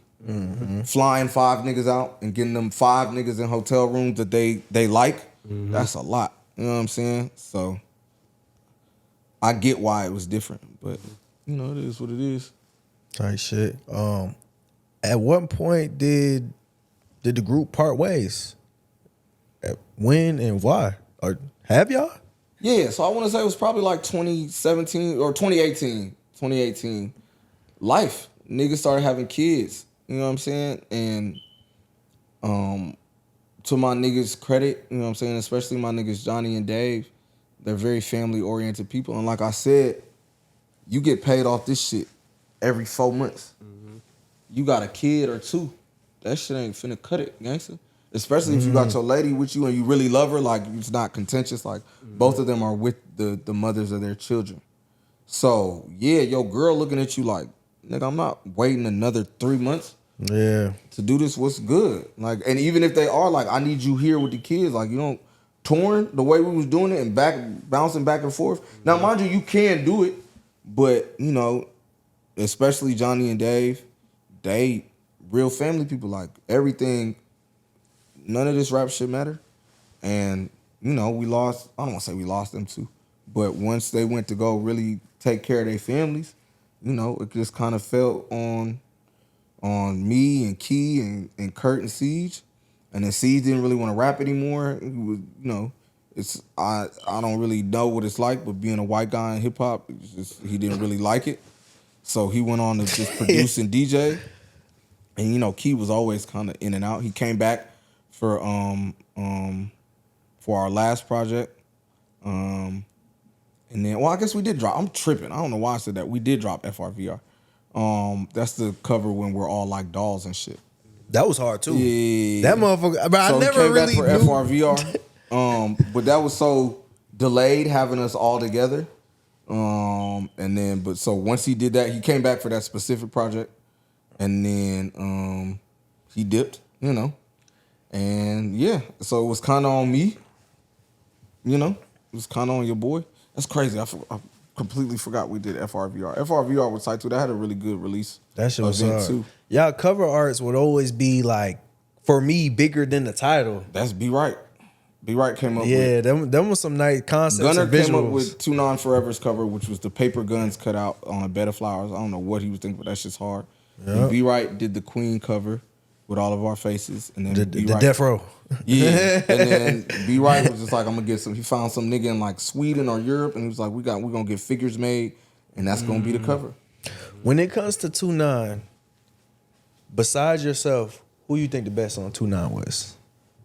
Gotta be between. Well, I'm taking Key out of it because he was in and out. If it's not Key, it's gotta be, to me, Johnny. Johnny's flow is so unorthodox. I always admired that. I have a very structured flow. I have a very Drake flow. Like, it's very just metered. You know what I'm saying? And it was like that before Drake came out. Like, I never had a super wild flow. But Johnny flow is like, he was the old dirty bastard of this set to me. Like, you can't rap like major me. compliment. Like, that was the thing. I feel like I don't think you can rap as good as me, but you can rap like me. I don't think there's anyone else on earth who can rap like Johnny. I don't even think Johnny knows how to replicate his shit. He told me that one time. He was just like, man, I go in there and I just say it. You know what I'm saying? Like, how that comes out, I have to try to remimic that if I have to cut it. But even when I would record with him, like, it was he would do it one way, and then, you know, Fu, our engineer, would be like, all right, do another take. And it might not be the same because for him, it's not. It's a much more of a free form kind of flowy thing. And I think that made him, you can't touch him because you can't mimic the style. You can't pinpoint where it's gonna go. I feel like with me, you know, you might not know what I'm gonna say, but you know it's da da da da da da da da da da da da da.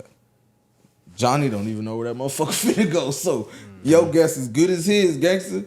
And I feel like if you looking at it like that, that's what makes when something is unrepeatable and unmimicable, that takes it up a notch.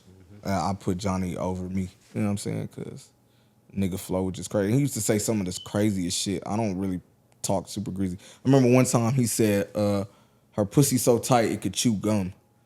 And that shit was crazy. Hold on. It's the craziest shit. I don't even know where he came up with that. He said pussy so tight it could chew gum. I said, that's fucking crazy. Yeah, he'll just say some wild shit. So if it wasn't me, the rapper that I think was the best was Johnny. But if we include Key, it's Key. He's a mad scientist. It's what he does. It's crazy. Honorable mention. Yeah. But I don't want to say, I can mimic Key's flow though. I can't mimic Johnny's, but I can mimic Key's flow. So that's my answer. Okay. Eastside Jace. Yes, sir. Out right now on all streaming platforms.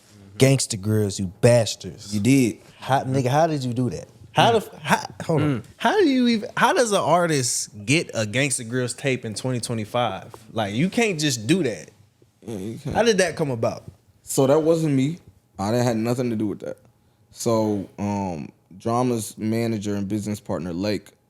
Mind you, Drama, Cannon, and Lake I've known for a long time. Like that sneaker boutique that I talked about, Cannon used to go to that place too. So Cannon was our big homie. And then knowing Cannon ended up meeting Drama. And then of course knowing Drama ended up meeting Lake. So I've known them at least since I was around like 18, 19. And I ran into Lake after not seeing him for a long time at a Sunny Digital pop-up. And he was like, yo, I seen the freestyles you've been dropping on your page, bro. You going fucking crazy. Yo, take my number, man. Shoot me records. So I was like, for sure. And I like sending people records. I like getting feedback. You know what I'm saying? And I fuck with Lake's ear. So over the next year and a half, I was just sending him what I was doing in the studio. And he texted me back one day after I sent him so much shit over, like I said, like a year and a half. He was just like, bro, what are you doing? And I'm like, what do you mean? He's like, what are you doing with these records you've been sending me? Like, this shit is gas. What you got going? And I was like, I'll just be sending it to know if it's gas or not. Like, you know, I'm figuring it out. He was like, man, fuck figuring it out, man. I'm gonna holler at Drama. We're gonna do a Gangsta Grillz. And that was it. I wasn't Just like my plan. that. I didn't have I wasn't, of course, as an artist, you always want something like that. I remember I was sick when Tyler did his album because that's what I wanted to do. I wanted to do something like that when I got big enough. But he beat me to the punch. But it was not my doing. I was not hitting up Drama. It's not like I pressed Lake to do it. He just said, man, get the song together. We'll have a meeting. We'll do it. So what does it feel like when you get the green light from Drama? That was crazy. So I remember when they finally sent the vocals back, because he's a busy guy. But I remember they finally sent the vocals back. I was leaving the gym. And it was taking so long that I was kind of like, man, they bullshit. Like, it's not going to happen. And they sent that shit back. And I remember I was riding in my car, and I just started screaming. I was like, bro, what the fuck? You understand? Like, I grew up on that shit. He ran my shit back. Like, that's what got me. Nigga, Like, what? when he ran my shit back, I was like, oh, okay. Yeah. Damn, they're yeah, crazy. this is a feeling. Uh-huh. So, yeah, when he ran my shit back, that's when I was riding down Wesley Chapel, and I just started screaming. Eastside Jace was on the east side when he heard it. Yeah. Hey. Yeah. When the drama vocals came in, I was riding down Wesley Chapel. I just left my dad's house. I was riding down Wesley Chapel. Gangsta Brazil. Yeah. And he ran that shit back. Run that shit back. I was like, oh man, Drama ain't never ran your shit back. Bitch. Right. Fuck But you that's what I'm talking saying. about? Like, he Bitch. don't. He Yeah. So not niggas don't just be having a Gangsta Grillz tape, man. Yeah. That's a major accomplishment. That's a trophy itself. oh yeah, big trophy. I can definitely hang my hat on that one. I'm super proud of it, and I'm just proud of the project in general. I think it slides. I think with the help of the whole team, I put together a very short but a very concise.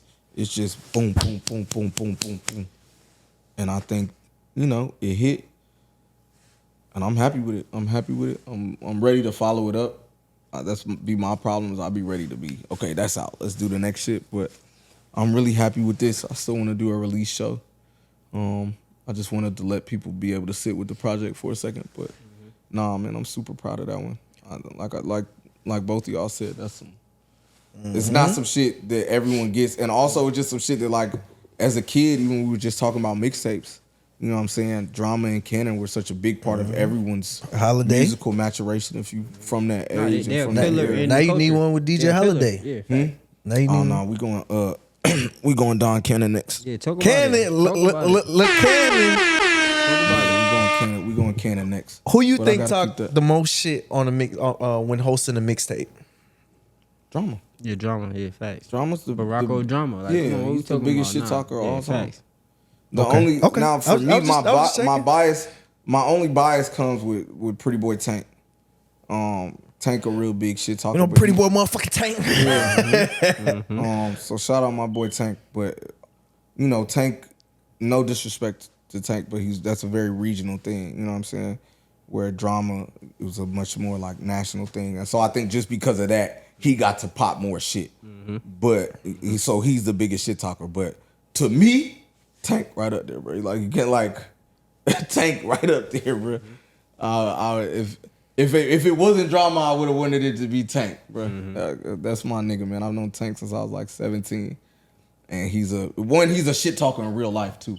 Drama's a very nice professional person, very humble.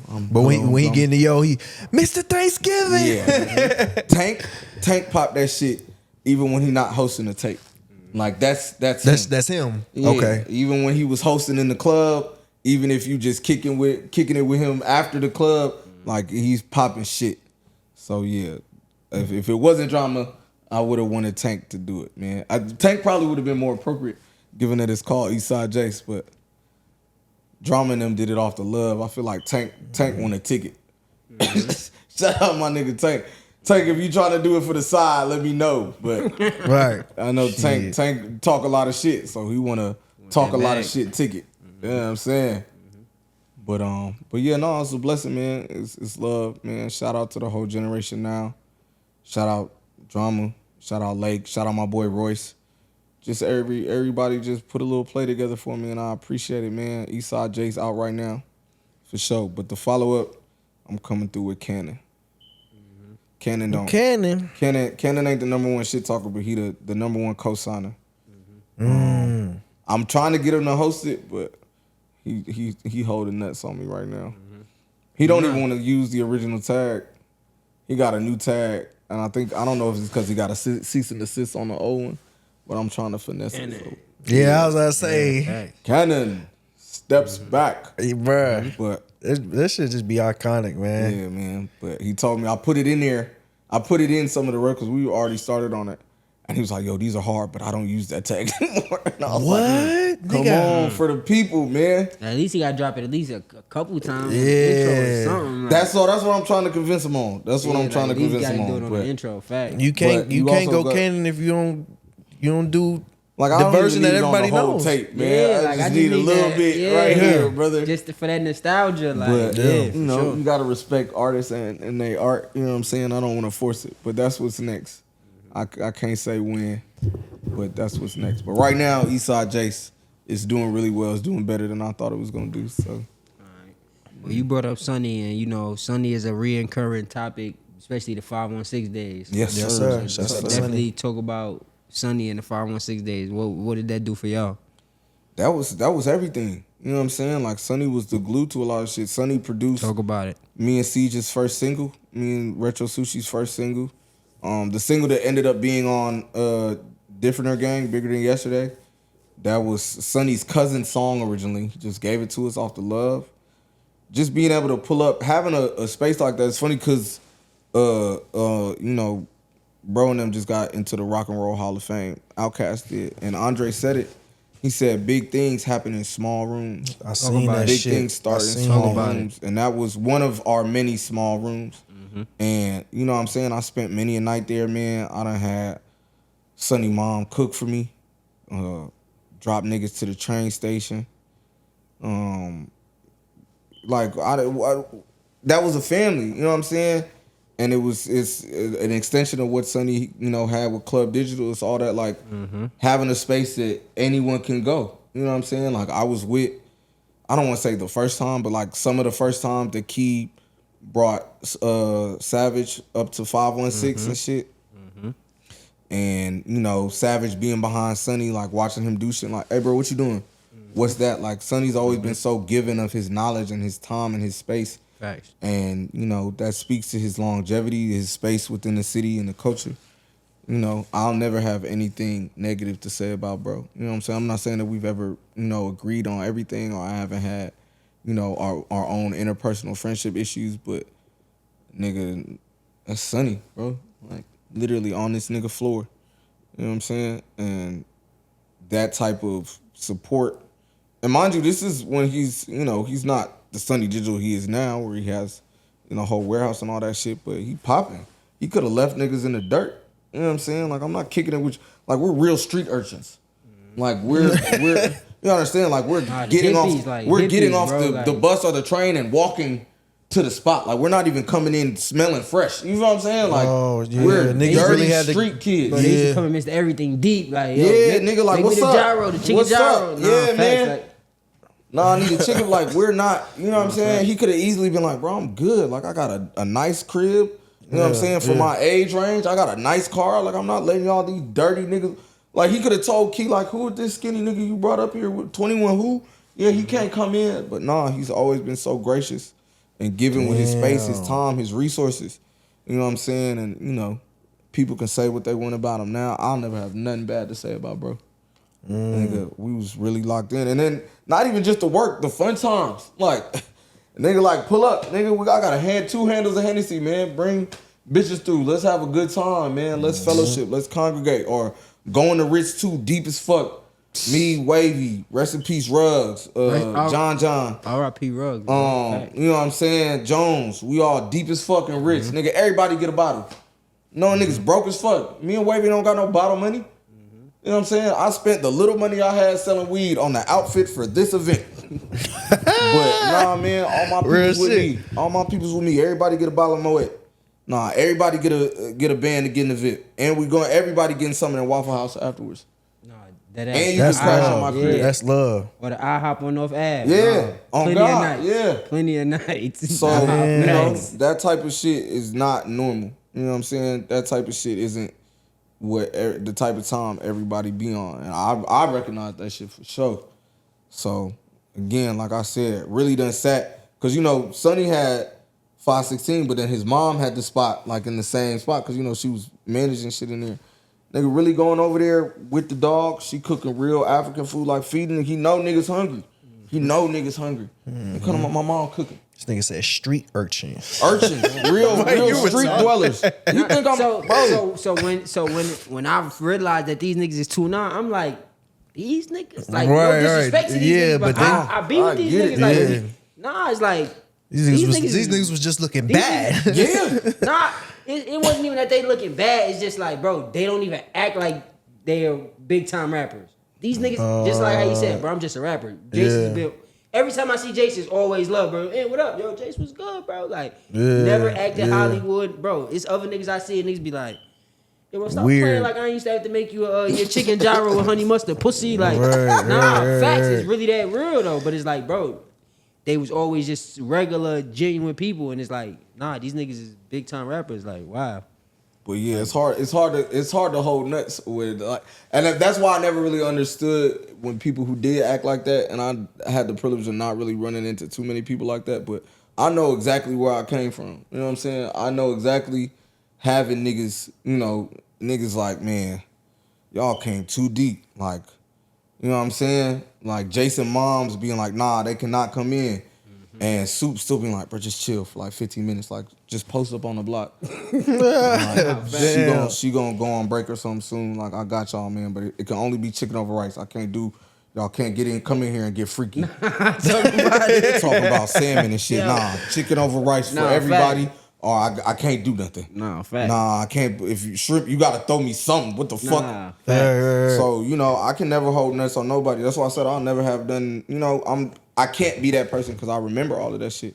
I was talking to my mom about that shit. She was like, you one of your biggest curses, like you remember so much.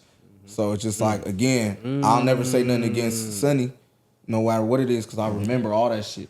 I remember all of that, like, vividly. Like, I remember getting in. Sonny had I want to say like a Camaro or something. It was a black shit. And I'm like, I'm fresh. I walked to his crib. We like, yeah, man, we finna go to the liquor store real quick. I'm afraid to get in the car because I'm like, I know I'm a stink in this bitch. I'm not trying to stink this car up. And he like, bro, get in. He like, ride in the front seat. And I'm like, bro, this is crazy. You know what I'm saying? I'm like, I gotta roll the window down, bro. I gotta roll the window down, bro. But love, you know what I'm saying? Love. You know, I'm sure he was like, God damn, man, I'm trying to let these stink ass niggas. This nigga right. But still, shit, pull up, man. You know what I'm saying? And that shit don't exist now. That type of, you know, community and love. Maybe it does. Maybe I'm just old and out the loop. But to that level, where again, you gotta understand, Sonny is at this point, he's Sonny Digital. Yeah. Same damn time. Yeah. All that shit is happening. He's lit. Like, and he's dead ass. Like, he's staying him. Bro, he's like, genuine. Sonny was like, bro, everybody could come. Like, as long as y'all cool with him, like, as long as you know they cool. Like, bro, that's how I was able to come around, bro. Wop, that's your young boy. He work in the store now. We see him all the time in the store. Nah, come on.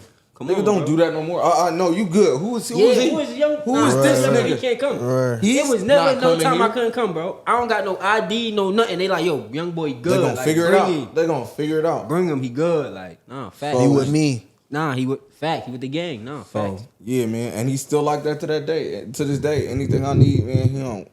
Mind you, I'm a pretty low maintenance nigga to be cool with, but anytime I have needed something from him, if he has the capacity or the bandwidth, he don't give a fuck. Come on with it. His only thing is if you get super close with him is you gotta work. It's none of this is, you know what I'm saying? Like we can kick it, we can have a good time, but you gotta be doing When it's something. time to work, it's time to work. Yeah, you know what I'm saying? Like, all right, cool. We done had a cool party, you know what I'm saying? Like, is you helping take out the trash if you crash, you know what I'm saying? Like, is you waking up and helping me make beats, you know what I'm saying? Like, what we doing? Yeah. Because we gonna have a good time in this bitch, but, nigga, this shit ain't free. Right. You know what I'm saying? And it don't even necessarily gotta be like, okay, you working for him. Like, do you got work in the morning? You need help getting to work? Super, you need, you need a ride back to the shop, some shit. But it wasn't no freeloading either. And if there was freeloaders, which I guess it was some, they got weeded out real quick. Type shit. But if you was around, you was making music, you was making beats, you was rapping, you was helping shit, you cool. You get to enjoy all this shit. And niggas don't act like that no more, especially when they get to that point or such a high a point in their career where your name hold that much weight like his did. Niggas would have left niggas in the mud. Right. Fuck, I'm out of here. I mean, he would have took some niggas, but he took everybody. Like, me and Wavy had no business being up there like that. And me and Wavy had no business. Broke as hell, nigga. So, you know what I'm saying? That's love, man. Shout out my nigga Sonny, man. That's my man's 100 grams. I think he told like the best stories about I think he broke it that down. era, the 516, that whole time. And That was very vivid. going crazy. And they're going crazy, man. Late nights, man. Even leaving the club, like, oh, we going to 516, we finna fuck it up. And then, but if 516 got hot, Sonny was pulling up to Mechanicsville Mansion. He was pulling up over there on me, Jones, Ruggs, John, Wavy. Talk about it. Yeah, man. That was crazy fact. time. Rest in peace, my man. All rest in peace, RP Ruggs. Ruggs, that's a fact. My nigga. But yeah, those times just kind of created the foundation of just like Club Digital and all that shit. Where shit just because it was all interconnected. You gotta understand, like, even outside of us with Sonny having bread, like he's still pulling up to Mr. Everything's and breaking bread and showing love. You know what I'm saying? So it all fed into each other. You know what I'm saying? And even now amongst us, because niggas just got older and niggas got kids and shit. But that time was so formative. That time, galvanized so much where it's just like, nigga, if you were a part of that, like, you good. You know what I'm saying? At all times. It don't matter if niggas don't see each other for 5-10 years, like, you good. Because that time was so crucial. We was so young and so much shit was happening. Niggas was trying to and actually making so much shit shake that it's just like, what the fuck? Like, they recorded that Once Some More in Sunny Garage. Like, that was in the downstairs of his other, like, nigga, that shit, it get deeper than deep. Like, Cam Kirk, all that shit, Gunner. Talk about it. All of Talk that about shit it. came through 516 and other places too. But 516 was such a hub. Such a hub for everything that was happening. And like, if you were there, you were there. And, it created a network that is always going to exist while I'm here. You know what I'm saying? In part.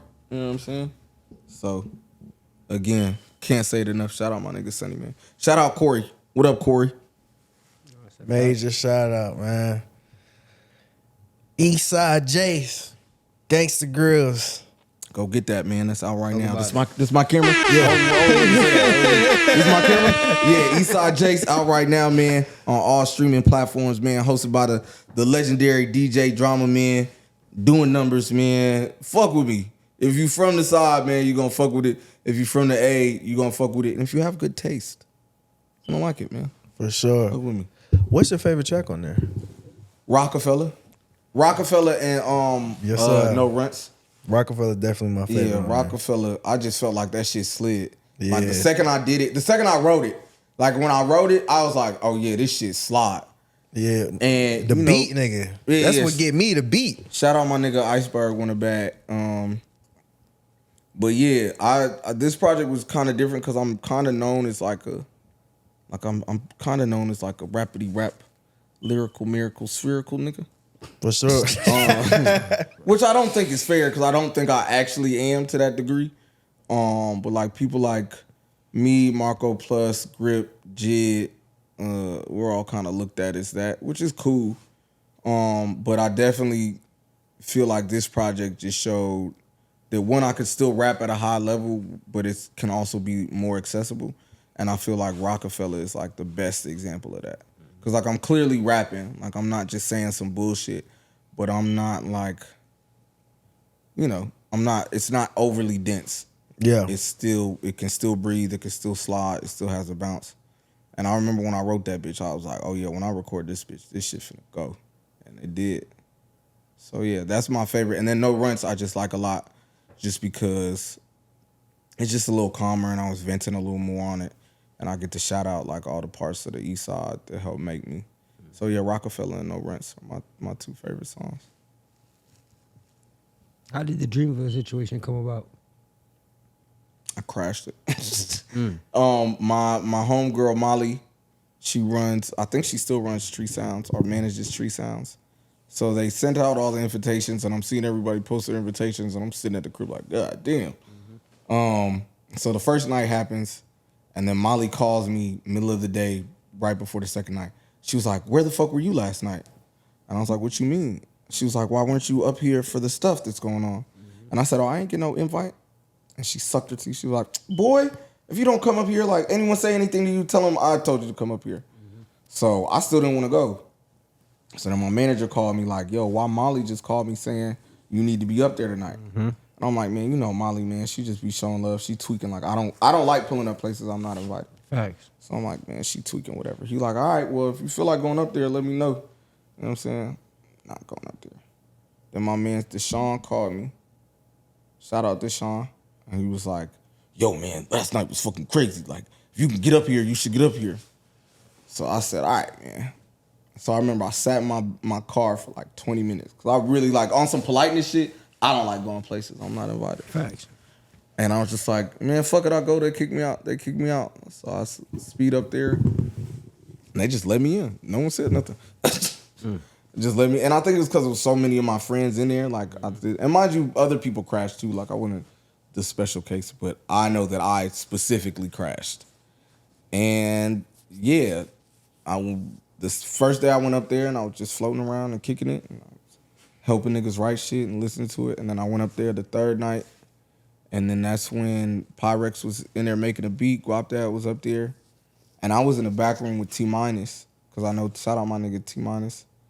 And I was just back there with him because all the other rooms had like a lot of people I didn't really know. And I just know T- really well. So we was just back there joking around. And then Deshaun again came. He was looking for me. He was like, bro, he came in all, bro, I was looking for you. And he was like, bro, you need to get in the A room right now. Something's happening in the A room. And I'm like, bro, like this shit happening everywhere. Like I don't, whatever's happening in the A room is probably as cool as whatever's happening back here. But he was like, all right, man, but it's something happening in the A room. You should get in there. So I think maybe like 15, 20 minutes later, I went into the A room really because of what he said, and also that's where the liquor was. Because Boz had like a bunch of shit of Jameson. He like cases of Jameson. So I really went in there to find a shot. And I was like, Deshaun told me to go in there, and it's just Guap, Pyrex, Boz, and the engineer, I think, maybe like one other person. And I can't hear the beat, but Guap's doing the hook. And it sounds cool. I'm like, whatever. I'm really kind of looking for the liquor. And then Guap said, I did the hook, Jace, listen to this. And he played that bitch. And I said, oh, this shit. Me and Boss like, oh, this shit ridiculous. And I don't know what happened, but I poured a shot and I turned back around and the whole fucking camp was in that fucking room. I was like, what the fuck? So I'm nervous now because the mic just in the room and the whole rule of the camp was like, no one could, if you wanted to get on it, you could really get on it. You know what I'm saying? Unless it was like super locked in. But this was just a hook at this point. So I know Boz did his verse. People start doing, it's like a line behind the mic. And I'm like, fuck. I'm like, I'm not going to miss my opportunity. So I think I spit my verse like 5th or 6th. And they just put it in sequence. And I think at the end of the song, it was like 12 people on it, dead ass, with hook. So it's like hook. It's like 2 or 3 people hook, 2 more 3 people hook, 2 or 3 people hook, right? And then E came off and cut it off. Like, all right, niggas. Like, That's a long ass track. Everyone can't go. And yeah. And I remember leaving that session thinking, there's no way I'm on this record. Like, not that I didn't snap, it's just too many people. They're gonna keep it insular and make it just the Dreamville niggas. And lo and behold, I got that call from Eve. Like, yeah, what's your publishing information? Stupid. I said, yes, sir. and Yes, I feel like it was someone showing love. I don't know if it was Jid or Boz, but whoever it was within Dreamville that was like, nah, Jace needs to stay on the record. Thank you so much. You got me. I had maybe 2 or 3 gold records up in the end, but you got me my first platinum record. So thanks for that. Whoever it was. But yeah, no, that was a really cool experience, and that was just a really fun time. I was in my publishing deal, and so I've been writing for people a lot. So that's kind of what I thought I was gonna do up there. I didn't really think I would get like my own verse, and it was just cool seeing all my friends in one place, being creative and being gods, and you know, and there's people who aren't always in the A, like you know, Guap Dad, Buddy, Resass, who be in and out of town, Baby Tate, like everyone was just in there, really. You said Reese LaFleur? Yeah. Okay, shout out, everybody bro. was just in there, man.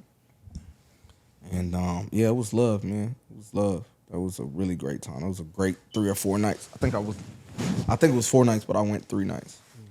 And yeah, man, I'm happy I did that. I'm happy I crashed because I wasn't going to. But sometimes you gotta push the issue to make some shit shake, you know? Yes, sir. That's a fact. Amen. Eastside Jace, man. It's out. Where's my camera? Where's my camera, man? It's out right now, man.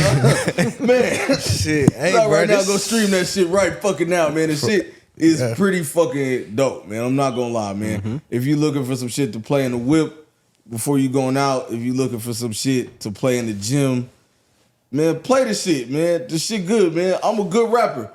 I do it pretty good, dude. But he sound like that shit just reminded me of the Mad Rapper skits and shit, bro. Hey, yo, first of all, the Mad Rapper skits was amazing. Nah, Bro. for sure. Hey, yo. This was my 4th album, yo. Nah, that ass. It's so crazy because I feel like I do like a southern version of that. So that's so crazy because the Mad Rapper influenced Two-9 a lot. So there's a nigga named Uncle Tony that exists within Two-9 that Johnny used to do. It's a voice. He's a gangster. He's Johnny and Dave's gangster, almost like Italian gangster uncle. But he talks like this, you heard? Bro. Yeah, that's right. Yo, Kettlebell. Yo, fuck that nigga, you heard? No. So, but that was inspired by the Mad Rapper. And then there was a character that Kurt had called DJ Don't Give No Fucks. And that's a DJ version of the Mad Rapper. It's like, yo, I heard he was dissing that nigga. Yo, we heard Gunna Stall's a fucking bitch. That's just word on the street. So that was Kurt's version of the Mad Rapper. And then I have a southern version where it's just a ratchet nigga from the east side. Like, hell no, bro. Hey, that nigga lame as hell, bro. Hey, get him off the fucking block. So yeah, man. Mad Rapper. I remember hearing the Mad Rapper for the first time. And I was like, is this nigga a real rapper? You see that? You can see the influence, bro. That's why I really feel like y'all fan base was different up top, bro. Probably, I man. feel like it's very relatable. You know, we got a lot of love up top. Miami, New York, and like DC, Virginia loved us. Loved us. Like, that's why Key got a song called Virginia Beach Freestyle, because we was in and out of DC and VA a bunch. And then Miami, that was a second home. And in New York, I think some of it was because I was from New York and shit. And then we just got a lot of love from like the blogs and shit up there. And you know, New York niggas at that time during the blog era was like real bloggy. So it was like, yo, you ain't heard, you heard that new? Yo, you was on Nah Right? Yo, I seen these 2-9 kids. They going crazy out in Atlanta. Yeah. So Yeah, man. Nah, this was good. yeah, man, I appreciate y'all having me, man. I we appreciate you appreciate fucking you, with us, bro. man. That's a fact. Eastside Jace out right now, man. Go stream that shit. Go get it, dickhead. Go get that shit, man, for real, sir. man. But other than the canon, what's next for Jace, bro? More writing. I want to keep writing for people. I love writing for people. So that type shit. And just more music, man. I wanna be able to keep making music so I can keep making music. But yeah, definitely when I to do this project and certain other shit, I kind of got out of my writing bag because I've been in my writing bag for a minute, which is kind of why I hadn't really dropped. So I definitely want to get back to creating for other people. But that's it, really. That's the biggest thing, man. Just keeping the music going, keeping the train going. I want to drop more consistently. I'll be having like 3 or 4 years in between drops. And in the musical landscape we exist in now, that ain't gonna cut it in the slightest. So I want to have another drop before a year passes. So it's gonna be another. The Canon shit is coming. The tape dropped 2 weeks ago. The Canon tape is coming from that in between that day and a year between that day. So that's really it, man. Just back to the bars, man. Number 3. Yeah. Man, I appreciate y'all letting me come through. Yeah, we appreciate you, man. It's love, man. I'll come back anytime. Y'all right down the street from the studio. Oh, Yeah, y'all right down the street, man. We'll come to y'all. Oh, yeah, for sure. I used to have a little holding state over here, too, when I was pulling in. That's crazy. That's because that's not the first time I heard that.